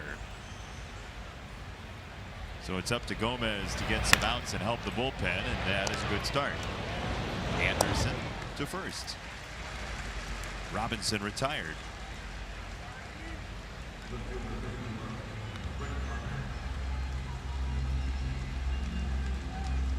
Rick Hahn, of course, part of his own line of t-shirts. You ever been on a t-shirt? No, not you. He doesn't get to answer. He doesn't? Well, I was asking you. Never had Rick's picture on my t-shirt. Good answer. 1 strike on Gardner. Some day baseball earlier today, including the Rangers beating the Mariners 11-7. So Seattle continues to drop in the American League West. Oakland playing later against the Dodgers. There's a great story in The Athletic just yesterday about the Texas Rangers that involved actually a Sox player on the disabled list, Leori Garcia. It was a bunch of years ago that Jeff Baker was having a remarkable run for the Rangers offensively. Remember Jeff Baker? I do. So he had put together this great offensive couple of weeks, and then mysteriously he was out of the lineup for 2 games in a row. I think it was on a road trip to Toronto, but he was out of the lineup for a couple days in a row. And then there was this mysterious injury of his. It was a sprained thumb. And over the course of time, the beat writers for the Rangers heard that the thumb may have been injured by a high five on the bench. That wouldn't have been good. No, but nobody would say who delivered the high five that sprained his thumb. So one of the beat writers for Texas through The Athletic decided to go on a crusade this year trying to figure out exactly who sprained his thumb. And so he made this long list of everybody on the team. He had a couple of hints. One of the younger guys is what somebody said. And Leori Garcia was on that list. He was on the team at the time when it happened. Quickly got crossed off for one reason or another, one of the exclusions. And eventually, through a lot of sleuthing, he found out that it was Craig Gentry. But what a crusade to go on for a baseball writer. Here's ball 4. Giancarlo Stanton coming up, and he provided the big offense in the 2nd inning. Let's take a look at StatCast AI powered by AWS. Not one of his better efforts, but very effective. 102.4 miles per hour exit velocity. Towering fly ball at 39-degree launch angle. And didn't go all that far, but it got the job done.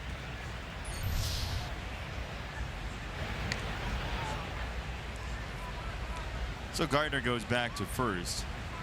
It's Levi Weaver, the writer for the Rangers, if you care to read that on The Athletic, doing some great work.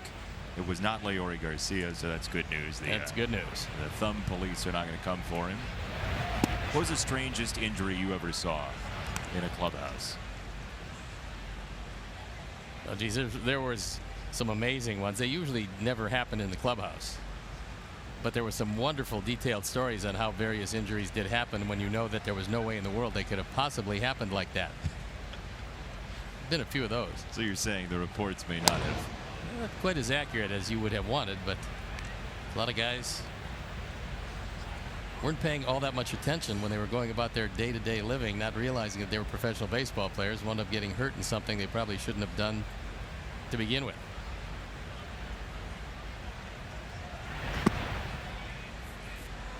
Check swing, no go. 1 ball, 1 strike on Stanton. That appeal to Angel Hernandez, who's the crew chief.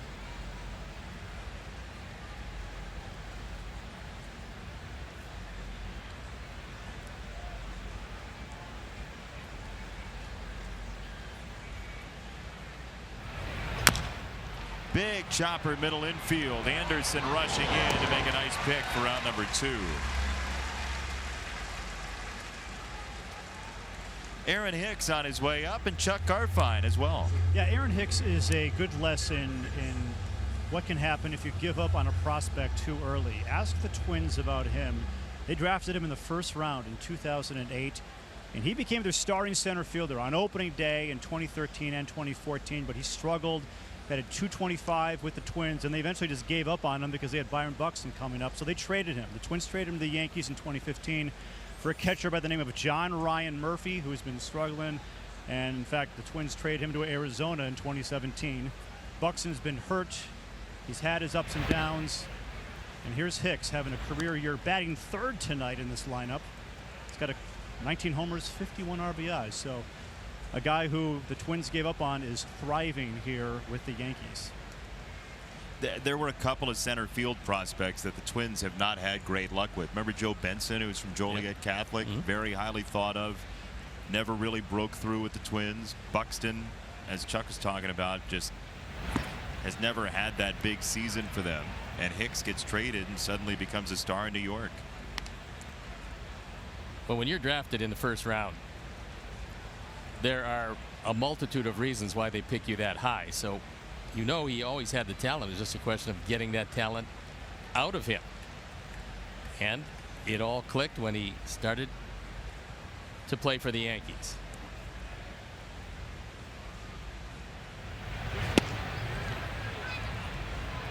Change up away, 3-0.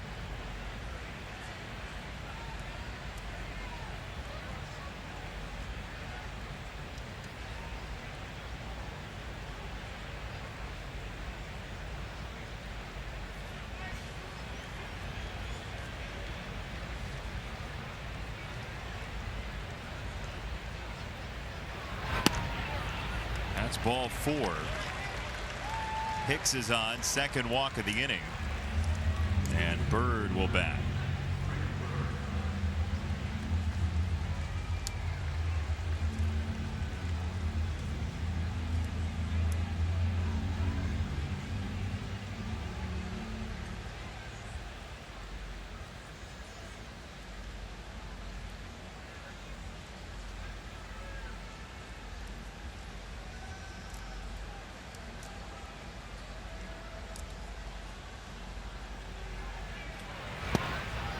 That runs in for a strike, 0-1 on Bird.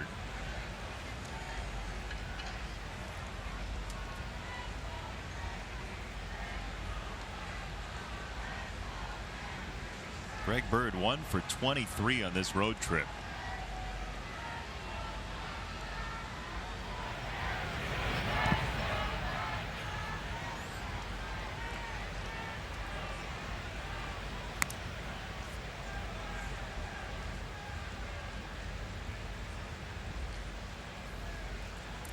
Grandview High School in Colorado, where Bird was drafted out of.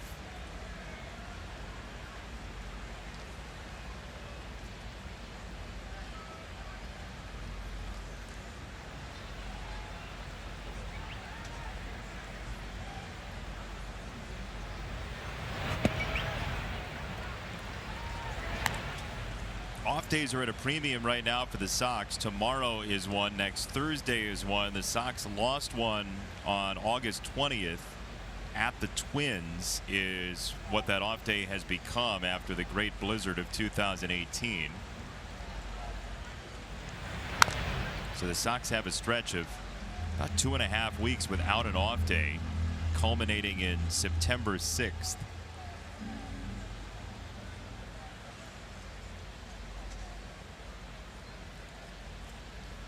That's coming up after the few off days in August. Gardner at second, Hicks at first. 2-2. Grounded to second base. Moncada collects it for round number 3. 2 stranded for the Yankees.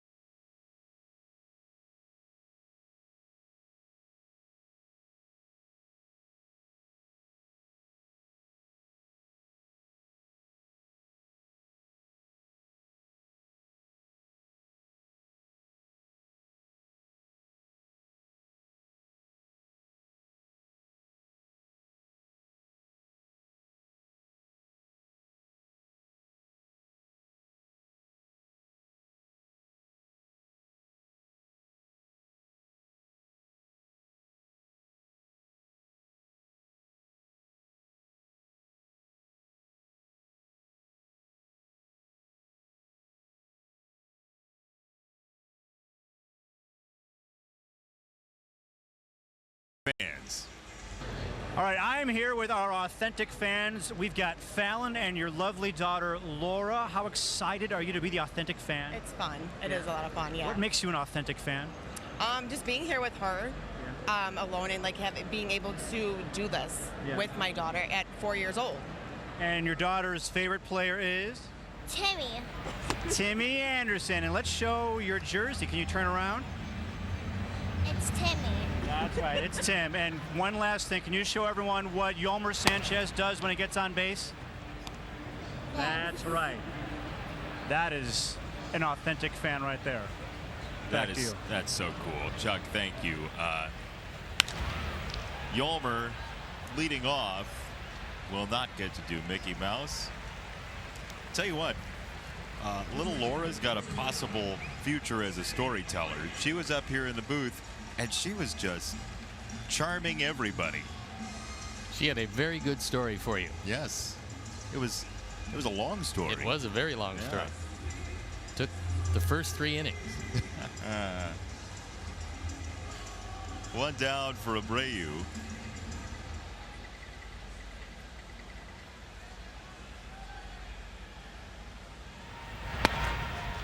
I know there's a lot of angst in sports. You want to win. There's a lot of tribalism going on in sports, but what Fallon said about why she's the authentic fan really rings true. That it's a place she can go with her daughter, hang out. They both know so much about the team. Very good Sox fans. And that's the neatest part about authentic fan for me, is you see the reason why people come to the games other than just beating the other guys, which you'd really like to do. Well, it just is a lot of fun, especially for kids, to take advantage of what this park has to offer, which is just wonderful concessions, a lot of nice little gifts to take home with you.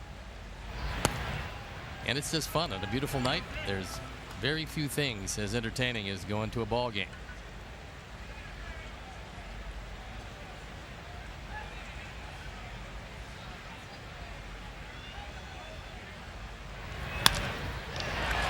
Ripped to center field.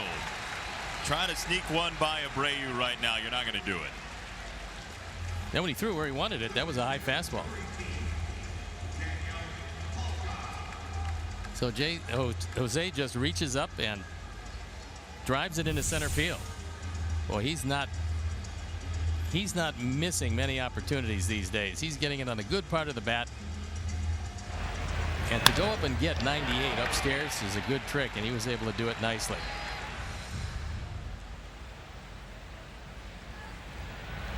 He's just so balanced right now. Yeah, he's just swinging it as well as he can swing it.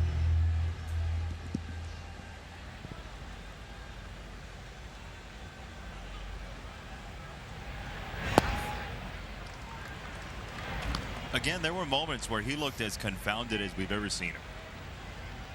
Well, for the better part of 6 weeks, he just didn't hit much of anything.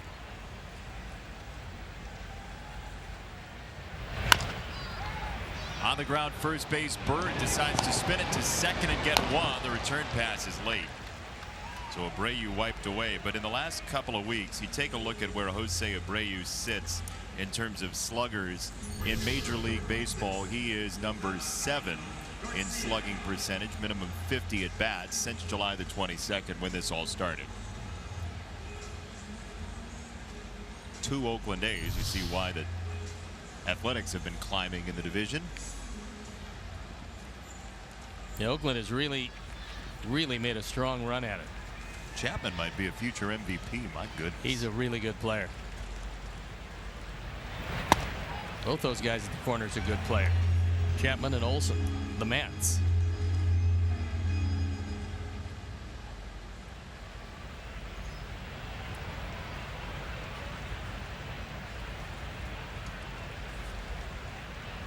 Oh-1. Fouled off right side. 0-2 on Avi. Little did we know when we were experiencing free ticket night at the Coliseum that was a playoff atmosphere to come. That was an exciting night when they packed the ballpark.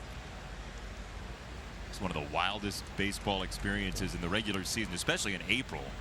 You're going to see. If you didn't hear, it was literally free ticket night. They handed out hundreds of thousands of tickets to the Coliseum for that night.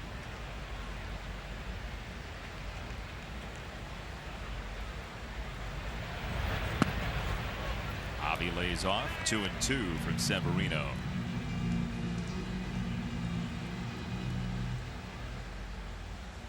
Outfield way around toward right and right center field. Huge gap down the line in left and into left center. There you see, we'll pan around, show you the defense.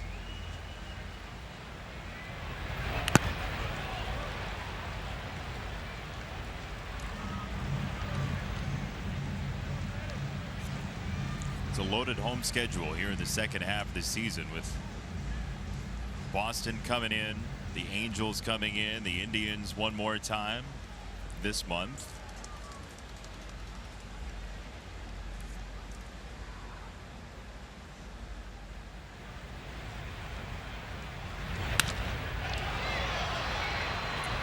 Hicks in right center. As out number 3. To the 7th we go.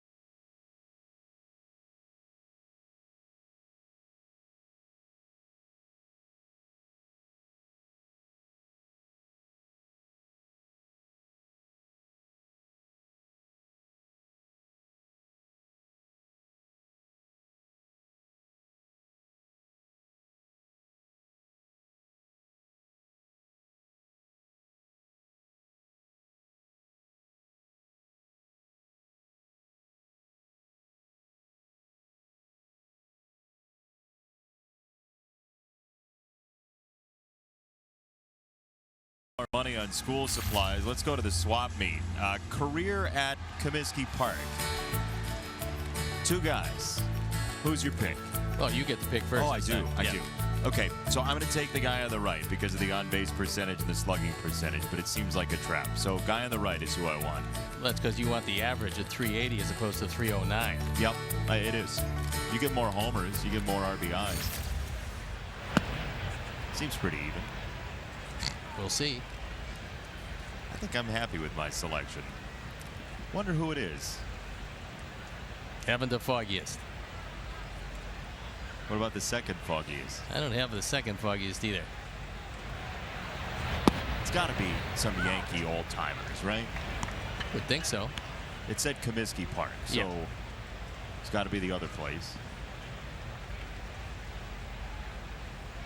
Comiskey 1. Okay. Adam coming in center. An easier catch than we've seen the last couple of days. And here is who we bought. So I got the guy on the right. You got the guy on the left. Love the folk music. Southern strings going on. Gehrig and Ruth. And you got Lou? I'll take that. And I got the Babe. What a career. 380 Comiskey Park for Lou Gehrig. That's pretty good. Slugging nearly 700.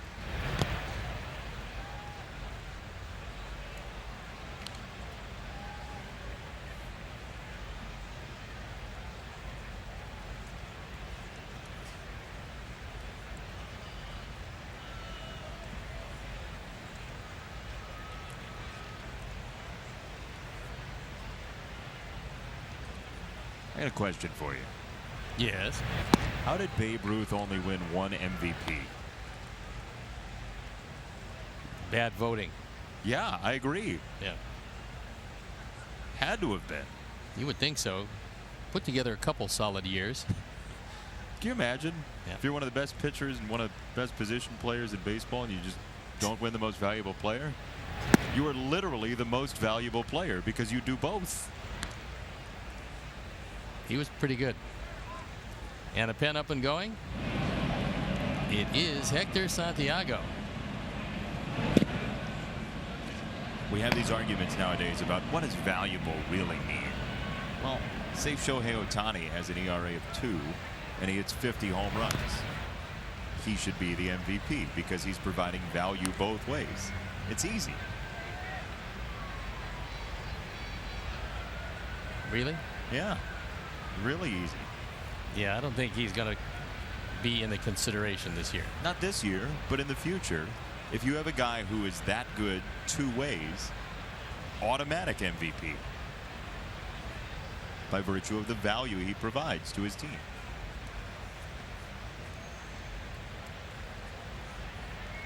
No rebuttal? No. No refutation? No, I'll wait till it comes up.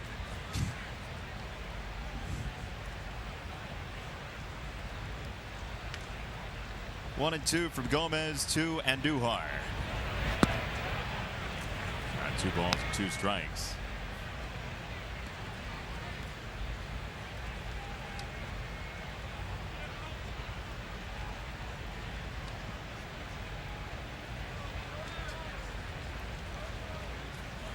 Two balls, 2 strikes on Andujar. He leans back at ball number 3. That was close. 5 walks, 7 strikeouts for Yankee batters tonight. All 7 strikeouts to Giolito, who started the game, but the big blow to his ERA was the Stanton grand slam in the second. 3rd walk from Gomez. Elvis Night, Friday, August 17th at Guaranteed Rate Field. Join us in remembering the king of rock and roll as the Sox take on the Royals at 7:10 p.m. Be sure to stay for the postgame fireworks show presented by Rush University Medical Center. Visit whitesox.com to purchase your tickets today. Ricky Renteria is out of the dugout. He's strolling to the mound, and Genmar Gomez greets his skipper with ball outstretched.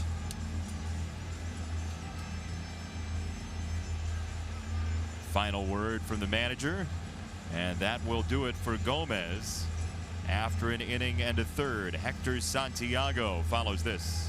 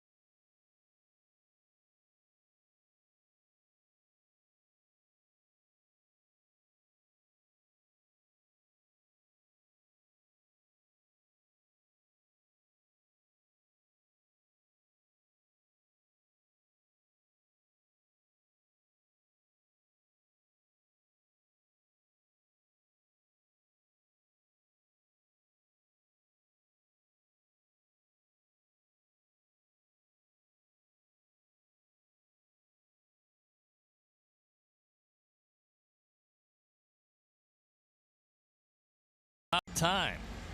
And it's about time Hector Santiago came into this one on for the 37th time. He's 4-3. His ERA touch below 5.5. There you look at the rest of the numbers. He inherits Andujar at first base and only one out.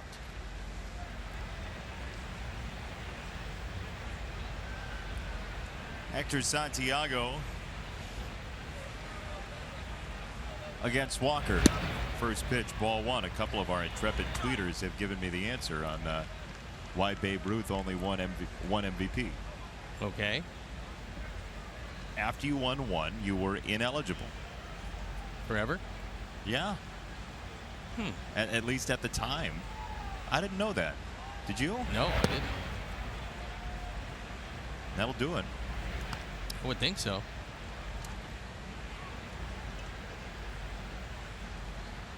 I mean, I guess the idea was to pass it around, make sure everyone got one. But now suddenly we're in the generation where everybody gets a trophy. But back then, literally everybody got a trophy. Yeah, but you only got it once. That's what I'm saying. Everybody got one. Chuck, what do you think? Well, they were all about sharing back then. Share the MVP. How many MVPs do you think Babe Ruth would have gotten if this was not the rule? I mean, what? 12? Maybe 15? I was going to go conservative and say like 8. That makes no sense. No. I'm totally perplexed by this. Runners off, and Andujar is second. Yeah, I had never heard that before.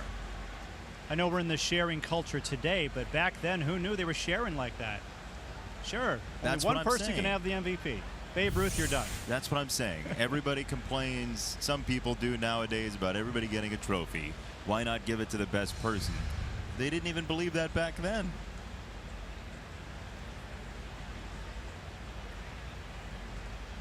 This is a wonderful game. It's a great game. That's in there for a strike. 3-2 on Walker.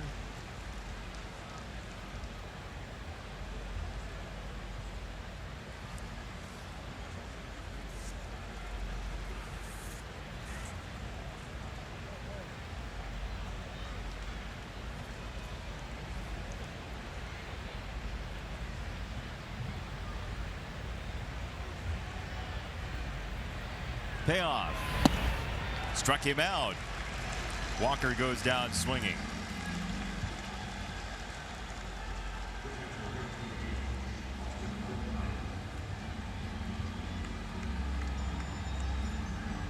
Hey, Jason, can I share the fan card for tonight? Please, absolutely. The authentic fan card. Here, I'm holding it here in the camera well. Yeah? Put together by a man by the name of Walker TKL. So if you come to the Authentic Fan Night, you get a fan card like this, a great souvenir you can take home with you. It's a great photo of, not just a photo, I shouldn't say, it's artwork of Yoan Moncada, Lucas Giolito, Tim Anderson. You got the pinwheels here as well. You can pop it. There we go. Take a look at this thing right here. Really nice artwork. There's some great artists in Chicago who put these together, and you get the authentic fan card you can take home with you. I'd frame some of these. I think so too. I love the one with Yolmer giving himself the shower earlier. That was a piece of work and a great work of art. Yeah, we support local art here at Guaranteed Rate Field and Authentic Fan Night.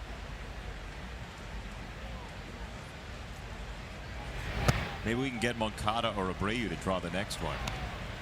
After That's their a good idea. portrait job that they did of each other. Or Omar Vizquel.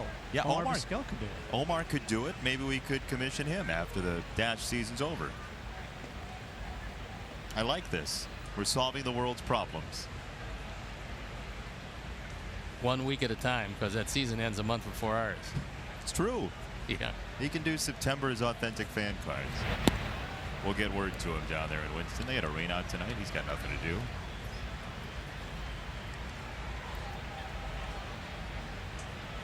Two and one to Romine. Yankees with a 6-run second inning.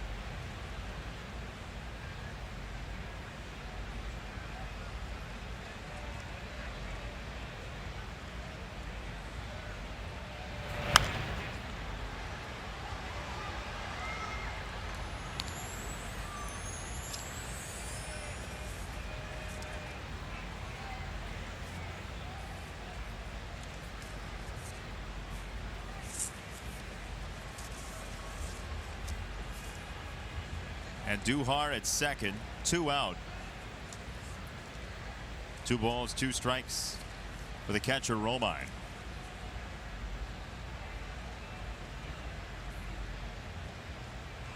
By the way, the Twins got a run in the 9th against the Indians bullpen and Cody Allen, and it looks like they could go deep into the night tonight. Called strike 3. Plunked in on the inside corner. Stretch time.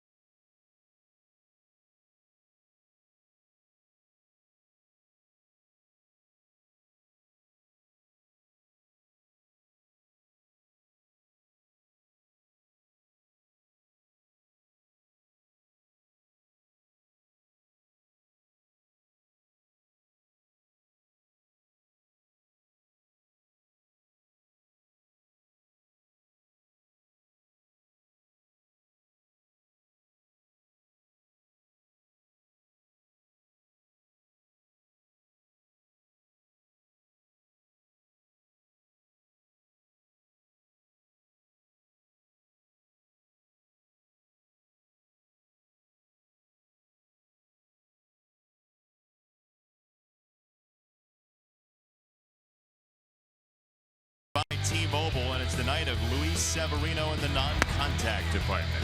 His slider's been special tonight. He's throwing some fastballs in the zone now consistently, unlike early in the game, and that slider's been a mainstay for him. And there you look at the numbers. They're pretty impressive. No walks, 7 strikeouts, and 3 earnings. 1 on the Anderson homer, 2 in the first inning on the 3 straight hits.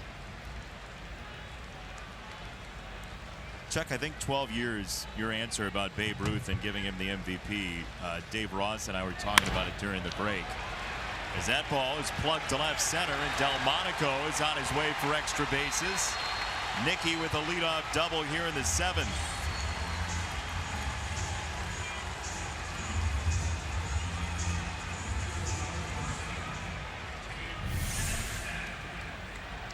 He got his fastball and drove it into the gap in left center field.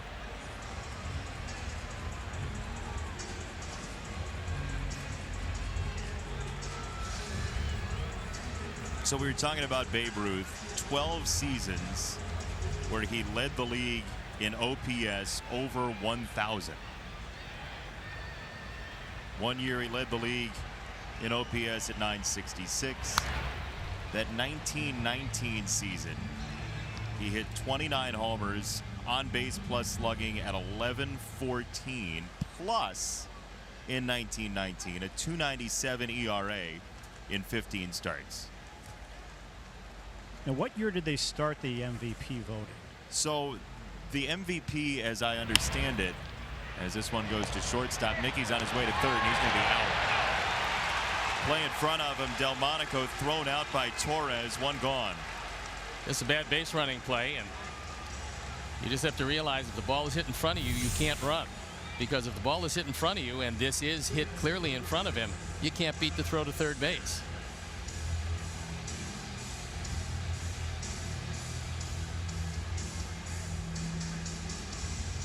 Tried that swim slide, which has become en vogue.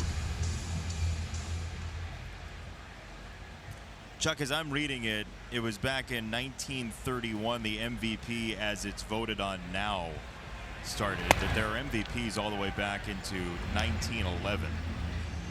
But there's a different voting structure evidently in the second iteration of the award. But there was some kind of MVP from 11 to 14, and then 1922 George Sisler, then Ruth in 23. And then he was ineligible for the rest of the time, allowing Roger Peckinpah to win it in 1925 with Rogers Hornsby.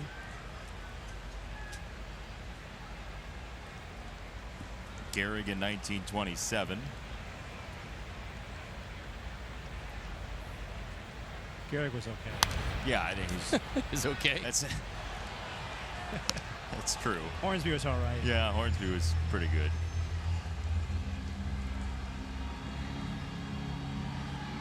Sox are trying to threaten Severino here. Anderson at first, 2-1 on Kevin Smith. Check swing foul. I think if there's one guy you'd want to just watch live if you had the chance and didn't get the chance, Babe Ruth would be my guy. You?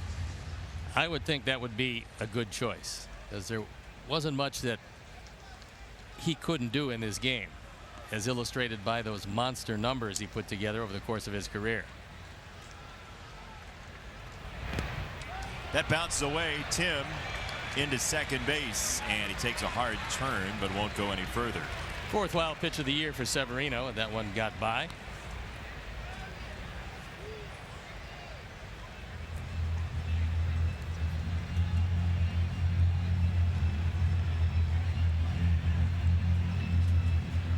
.100 pitches for Severino, with Chad Green getting loose.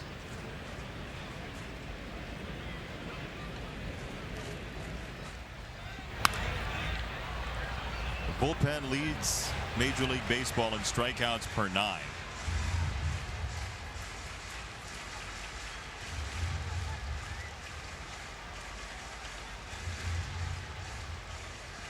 Sox got to Zach Britton last night in his first Yankee save chance. Abreu took him deep to tie the game in the 10th. Robinson in right, deep in the corner. Tim will tag.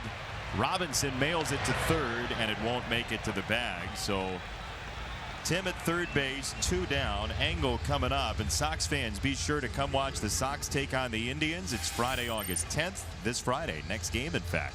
Stay for the post-game fireworks presented by Athletico Physical Therapy. Athletico Physical Therapy, better for everybody. Get your tickets today by visiting whitesox.com or calling 866-SOX-GAME.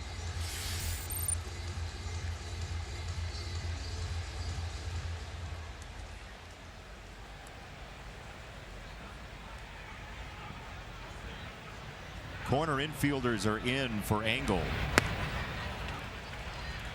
It's all a product of the one bunt that he laid down in this series, and now they're going to forever play him in, which is a good situation to hit in. Gives you more real estate to work with.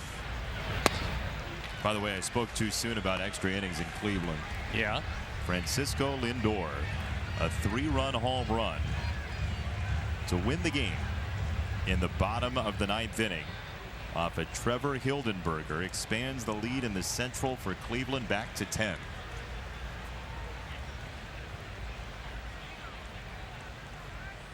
.02 is in the dirt.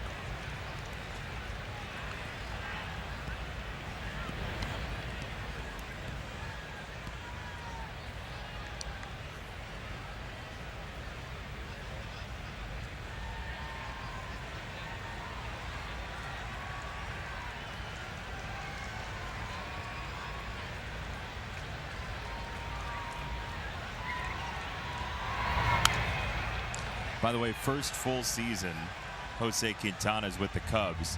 They're playing the American League Central. So he's got to see the Roy. I mean, everybody knows him. He's given up 5 runs to Kansas City tonight. 6 1/3, 6 hits, 5 earned runs. They do know him. Yeah. No doubt about that. Very well.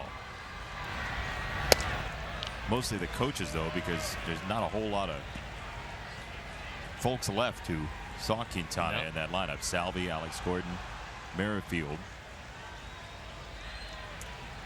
2 balls, 2 strikes on Engel. Anderson at third. So Adam, who didn't see a ball in his first 2 at-bats, has run the count to 3-2. For Severino, he knows if he could throw one more slider in the zone, it would be the end of the at-bat, and he hasn't been able to hit with it. He's missed 3 different times.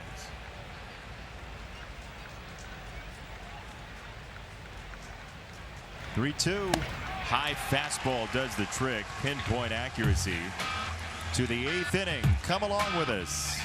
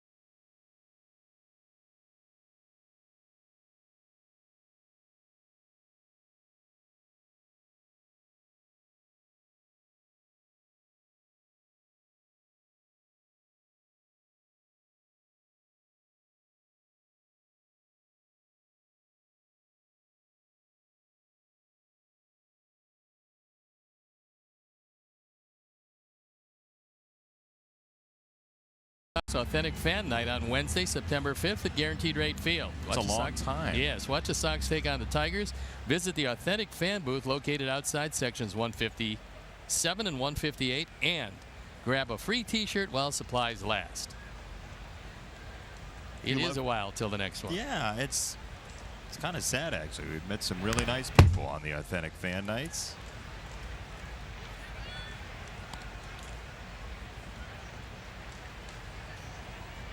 Shane Robinson, former Florida State Seminole.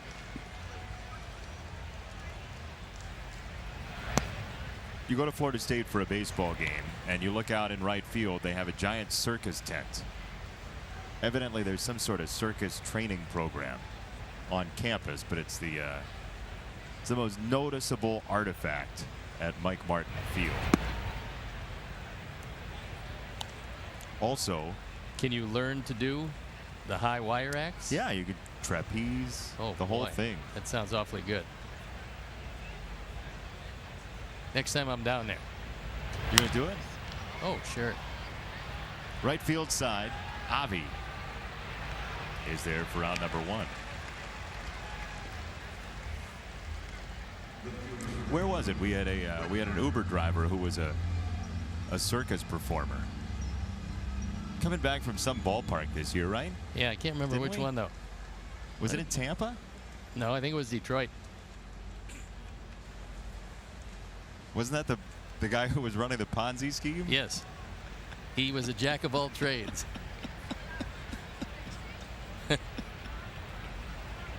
That was the guy. Yeah, we've had quite the trips home from ballparks this year. 1 down for Gardner. Was out of the College of Charleston. A lovely town, Charleston, South Carolina. You been? Nope. You should go. Usually get a chance to see some of the minor league cities when you played there. We didn't play in the Southeast at all. It was the Texas League for me. Yeah. You got to know a lot of those towns, but not the Southeast towns in this country. Texas League, some great bus rides. Yeah, they were some dandies. Like 10 hours, right? Sometimes longer. The one to Memphis from Amarillo was no day at the beach. Memphis from Amarillo? Yeah. They were in the Texas League at the time? Yeah, we had a manager who really enjoyed long bus rides. Who was that? Andy Gilbert was his name. Yeah? Yeah, they gave him the choice of flying a couple times. He chose bus rides. Are you serious? Yeah, I am. Memphis to Amarillo, or either way, Amarillo to Memphis. Fairly lengthy. It's like 13, 14 hours, isn't it? It's a long trip. What you guys do on I mean, now, if you're on a bus ride in the minors, you're looking at your phone, you're listening to music, you're watching TV. What'd you guys do? Mostly we just sat there and sweat. No air conditioning on the bus? Not a drop. Not a drop to be had. You play cards at all? I mean, no room. It seems so foreign nowadays. Yeah, with it's true. Even in the minors, if you have to double up on seats, that's the worst thing that happens, typically. Yeah, they're not the most comfortable of buses in those days. Just stop at least and get food? Or? Yeah, every now and then, sure. At the greatest places around you could imagine.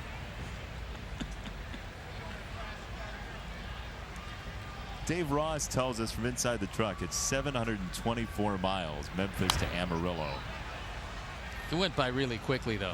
Sounds like it did. Was a short 700 and some odd miles. You literally just sat there and twiddled your thumbs.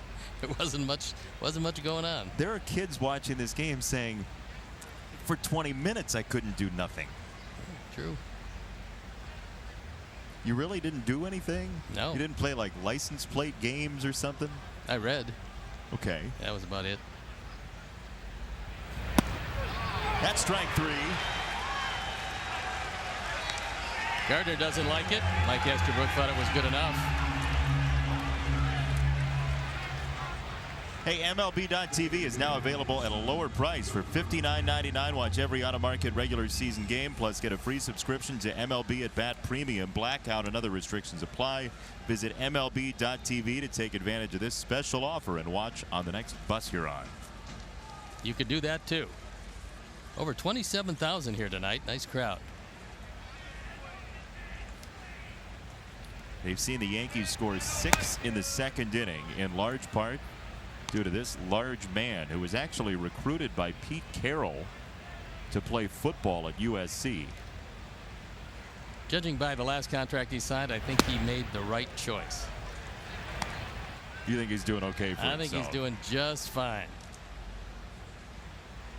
There's that 6th spot. Sox led on 3 straight first inning hits against Severino.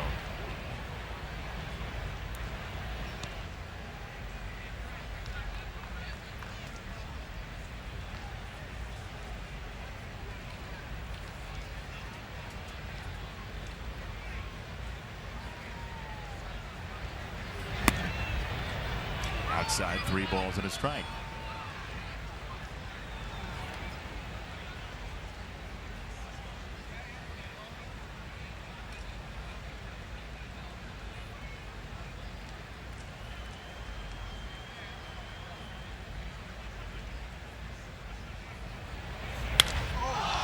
Stanton in the air, left field. Nicky waiting for it to come back from the moon. Bottom 8 coming up.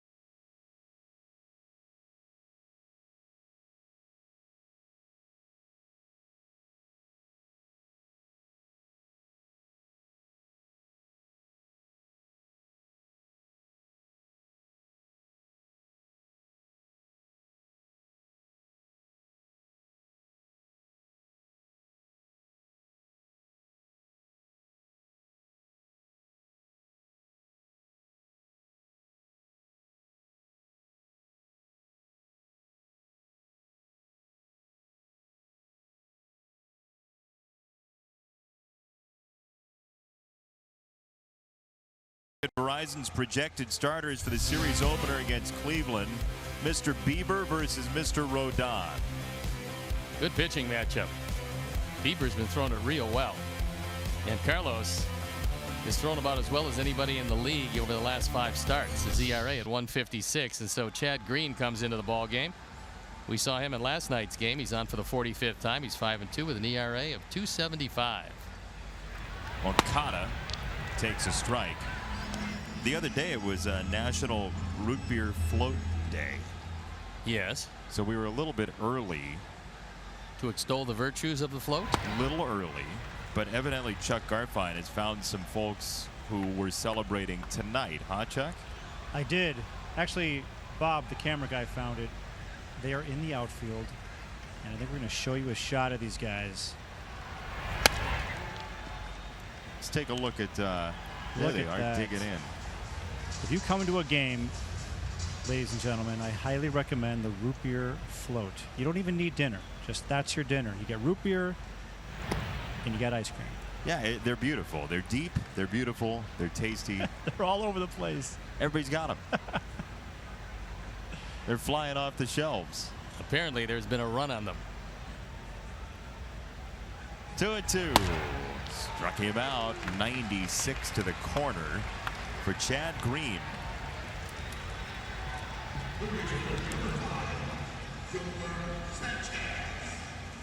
One out for Sanchez. Yankees have the second most strikeouts in baseball. The Houston pitching staff is #1 by about 100 strikeouts. But these two staffs can really mow you down.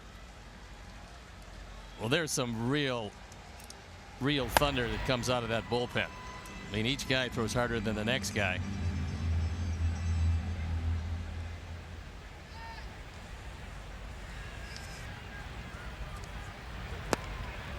Every day as we talk about the American League playoffs, I kind of oscillate on who I think the favorite is. I'd still say Houston. You, what do you think? Houston or Boston?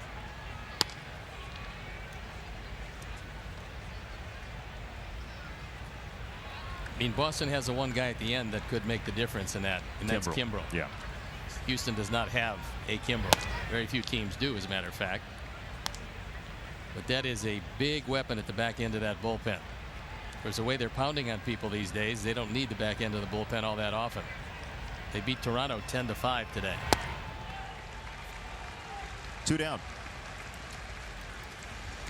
Let's take a look at a high-speed action powered by Xfinity. It's the night of Jose Abreu, and once again, it's been a good one. This is a double, scoring a run in the first inning, giving him 67 driven in. This is a base hit. This coming in the 6th inning. In between, he hit a rocket and lined it right at Andujar at third base. Otherwise, he would have a perfect night.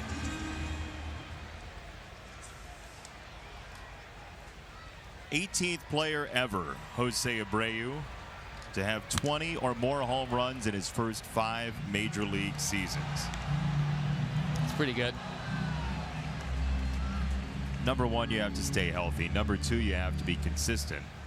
And #3, you have to, even if you've played a lot of baseball like Jose did before coming here in the Serie A Nacional in Cuba, you still have to acclimate yourself to major league pitching, especially that first year.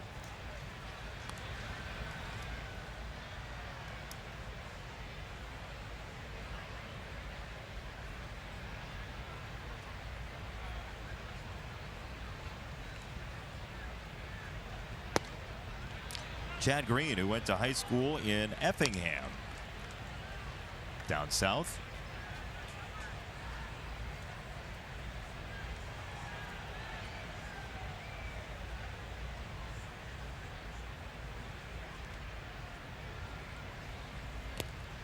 Outside and low, 3 balls and a strike.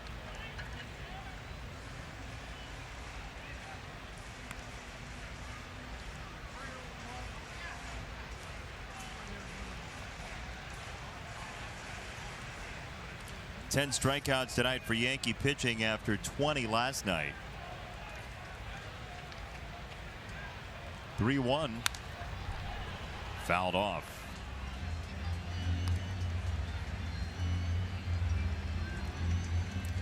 Just a couple games left going on in Major League Baseball tonight. That Dodgers-A's game is about a third of the way through. No scoring in that one. Kershaw on the mound for the Dodgers. And that's up high. Abreu takes ball 4. Matt Davidson yesterday was comparing the break on his curveball to Kershaw's. He had looked at the numbers and he said it's not far off from Kershaw. Matt getting the day off tonight. No sign of him in the bullpen.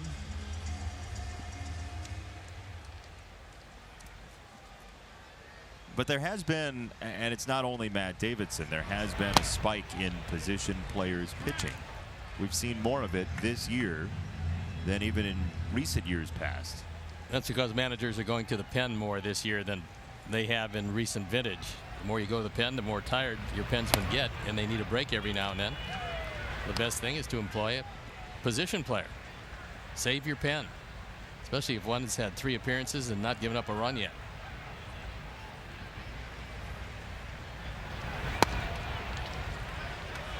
So Daniel Palka, who with one swing can materially change this game. Runner on, 2 out. 2-1 from Green.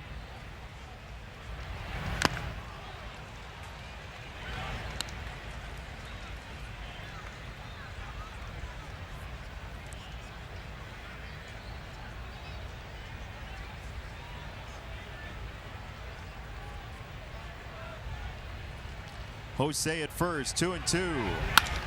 Palka up the middle, base hit.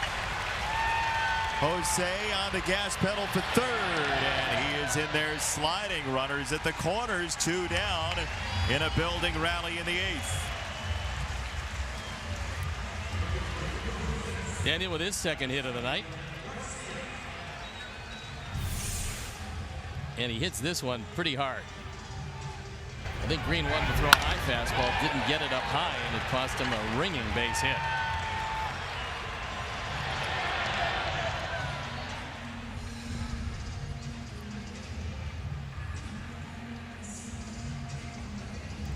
.110 off the bat.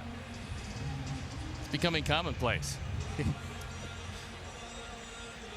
The stance is so quiet. There's not a major load in the swing. It's just enormously strong. Yeah.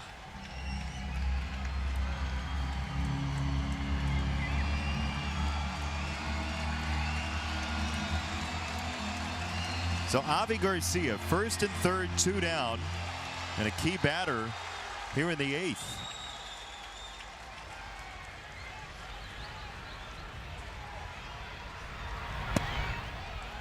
Down low, ball 1.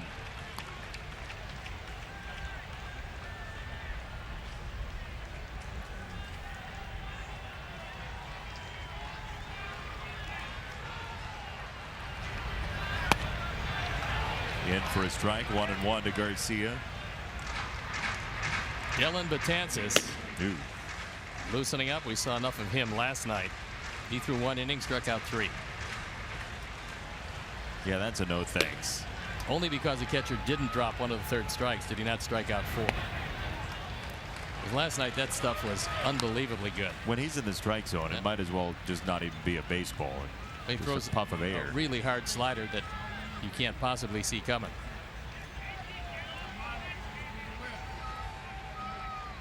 (2-1). 2-2.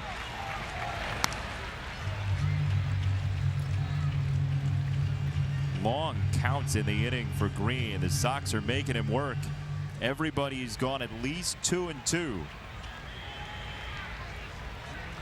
Abreu and Palka on the corners. 2 balls, 2 strikes. Avi takes downstairs, 3-2. Nicky in the on-deck circle waiting to see the resolution of this at bat. See if Avi can keep it alive.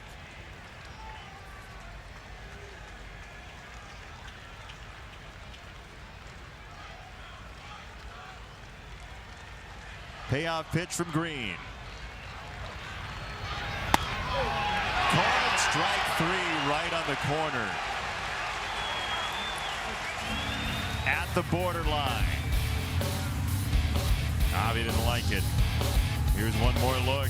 Sock strand 2.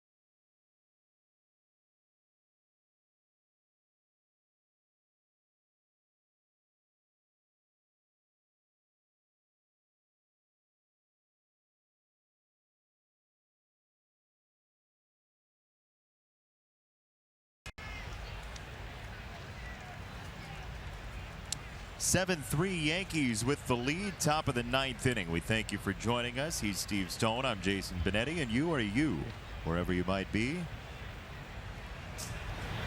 Glad to have you along for this Wednesday evening baseball affair, as the Yankees used a 6-run second inning to take their current lead. That's what they're built for.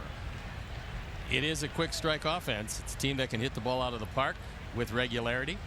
They've done it twice tonight. Hector Santiago hasn't been the Sox closer this year, but he has been the finish line guy. 36 appearances, 20 times he's gotten the last Sox out for pitchers in the game. So he's finished 20 games and appeared in 36, but 1 save.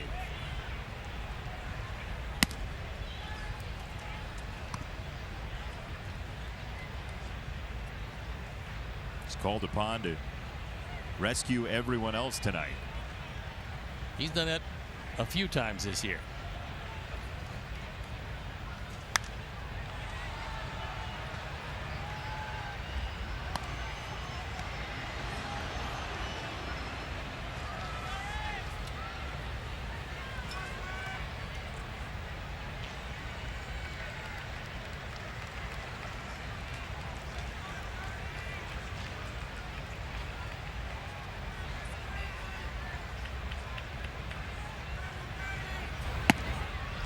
(2-2) is just off the plate.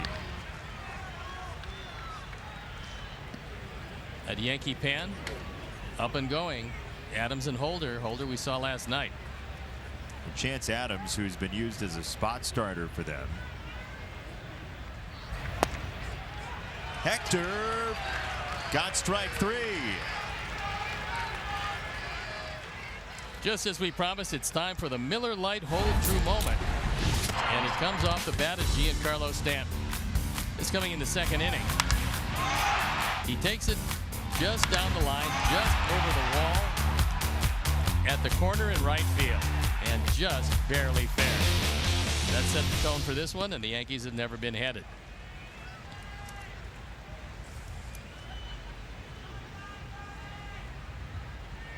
The Yankees have hit a couple of home runs in each game in this series.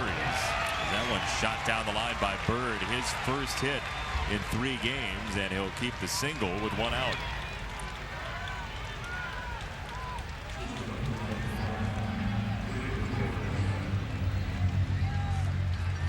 So Gleyber Torres comes up, and he is really a case study in not judging a book by its cover, especially in the power department. In the minor leagues, Torres, including 1 home run for AAA Scranton Wilkes-Barre this year, had 24 home runs. In his entire career in the minors, he has 18 this season for the Major League Yankees.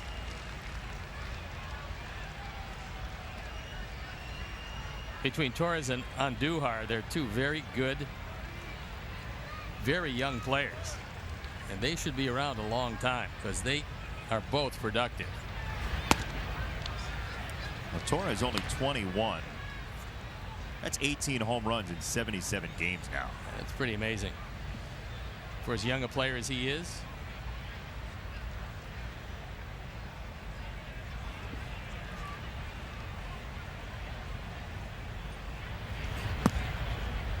Two balls and a strike on Torres. Sox in bottom 9 are going to have Delmonico, Anderson, and Smith to bat.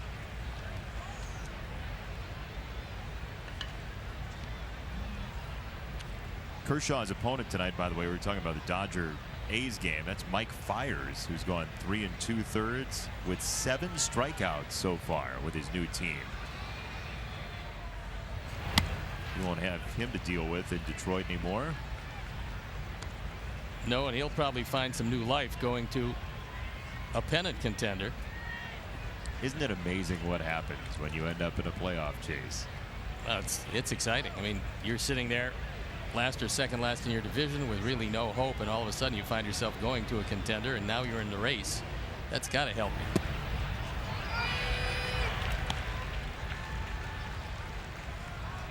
Every one of these players is extremely self-motivated to get into the gym in the offseason and work out and get into playing shape, and most of these guys come to spring training in great shape, and you have all this intrinsic motivation. But then you look and you see a guy jump into a playoff hunt and he gets even more invigorated than he already is self-motivation wise, and it's like, how can there be more for such a top flight athlete? And it does exist. Strike 3, Santiago with another strikeout. That's number 5 in his night.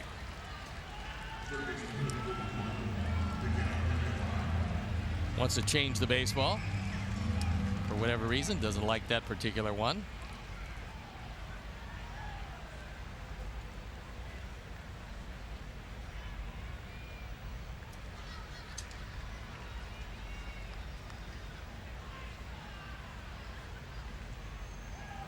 And Andujar, who reached on an error in the 5th. That's the only error of the series by either team. Well, I thought the game last night was very well played. And tonight's been a pretty decent ball game, except Yankees just scored early.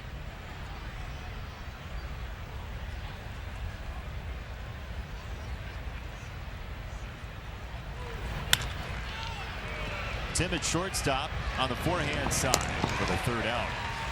Sox will bat bottom 9. Nicky's first after this.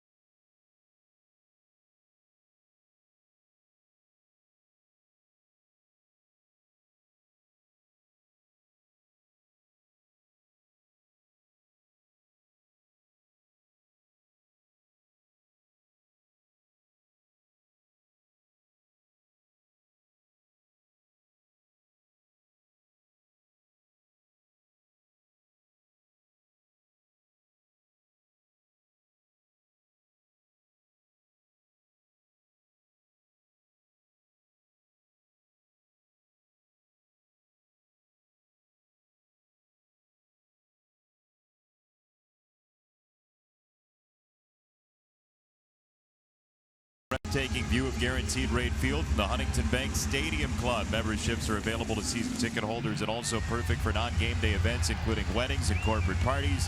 For more information regarding the Huntington Bank Stadium Club, 312-674-1000. Got a new pitcher in the ball game. It is Jonathan Holder. He's on for the 42nd time. We've seen him in the series. ERA a little above 3.5. There you look at the rest of the numbers.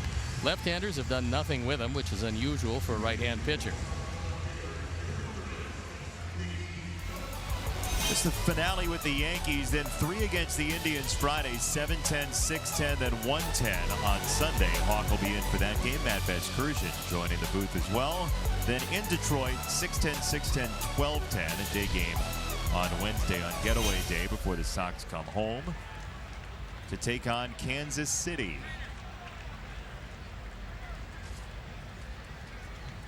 Is there one more rally in the Sox before the Yankees leave town? And now a conversation over at first base. And it Something looks as though something might have flown in his ear. Yeah, a bug probably. So we're going to be down an umpire for the moment. We've had a couple bugs fly into the booth tonight.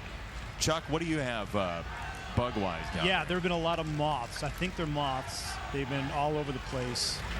So I think that's what that is. He's on the other side of the field, so I can't say for sure, but my guess is that's what's going on because he actually might have gotten bit. That could be too. You know, the phrase "put a bug in his ear" is not supposed to be meant literally.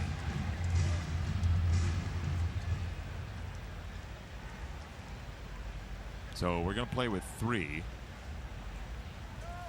That's Bruce Dreckman, who is trying to regain some semblance of normalcy. If that is indeed what happened, we're not totally sure exactly what it was, but that's what it looks like.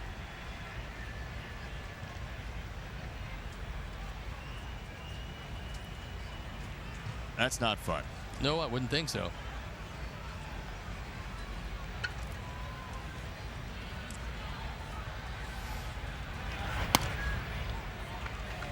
Second time the last couple weeks we've been down an umpire after the heat in Anaheim.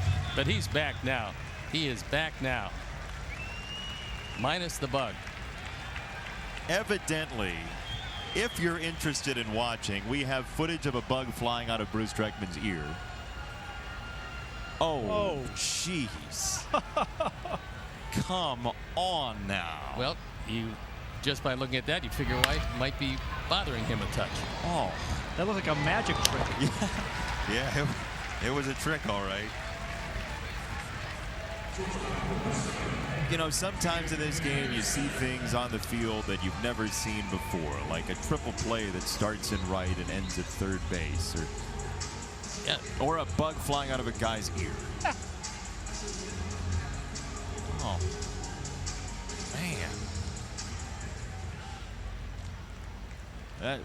I don't know what that's a poster for, but I'm not buying the product.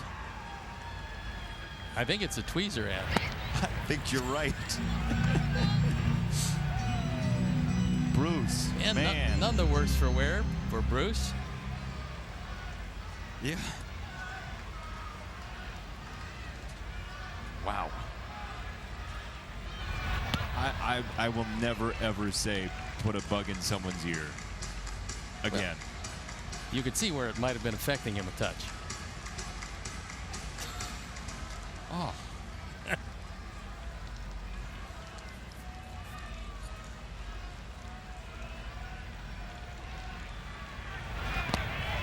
Strike 3, 2 down. This is from the guy. You wouldn't eat the insects in Seattle. Sure, You wouldn't eat the grasshoppers from the stand. Right. But you're like loving this bug in the ear thing. You were grossed out by not living bugs to be consumed that were in lime juice. Yes. But this you're fine with. You'd watch that over and over again. Absolutely. It was a great moment in sports. Earmuffs, Bruce. That's what he has to get. Earmuffs. That's exactly right. Should be in our prize shelf for Friday's game.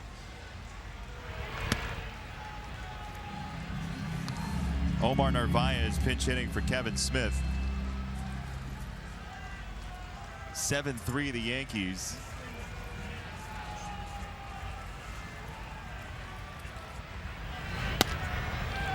Of all the things that can happen to you. Told you it was a tough game. It was, yeah. That never happened to you on a 14-hour bus ride from Amarillo to Memphis. Not yet. Hopefully I don't experience that.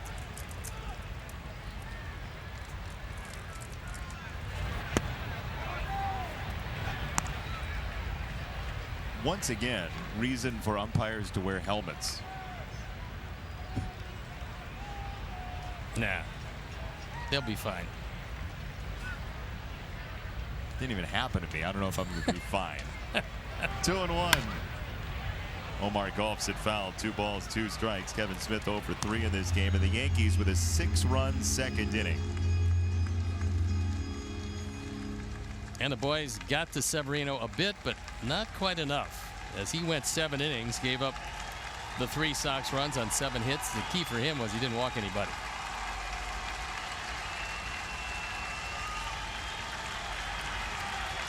Two down the left field line, foul.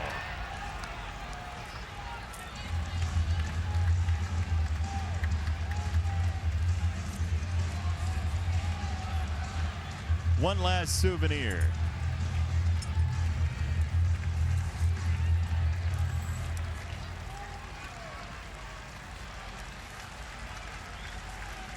Two and 2 for Omar from Jonathan Holder. Omar stays alive.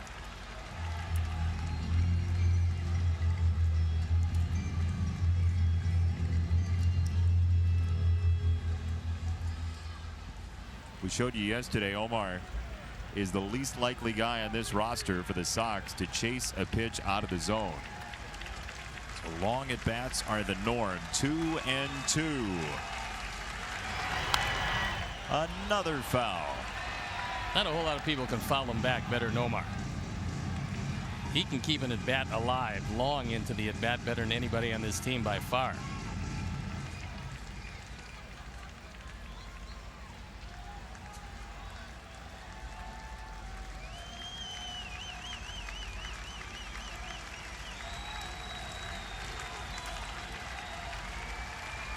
Two and 2. Into left field, base hit.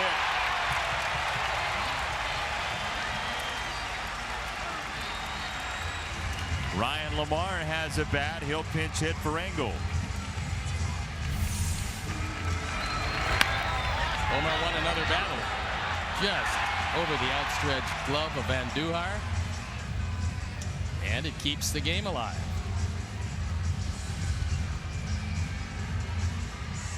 So Ryan Lamar, who's back up from AAA Charlotte, who started the game yesterday and went 2 for 3. That's combined with the Twins and the Sox.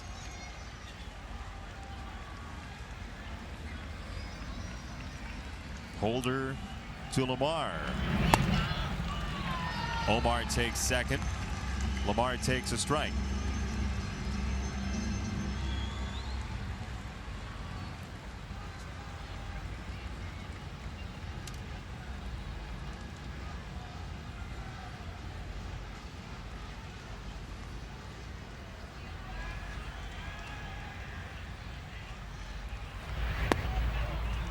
One ball, one strike.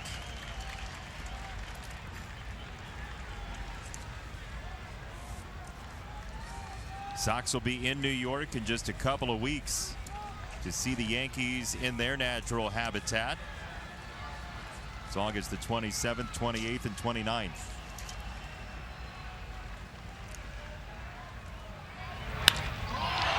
To left field, Gardner. We're out number 3, and the Yankees win to sweep the series. It was a lot of early scoring and then good enough pitching to make it hold up. The Yankees do have a special bullpen. And enjoy your off day tomorrow. We'll pick it up when the Indians come to town over the weekend. That's Friday night, 7:10. Enjoy your off day as well. And you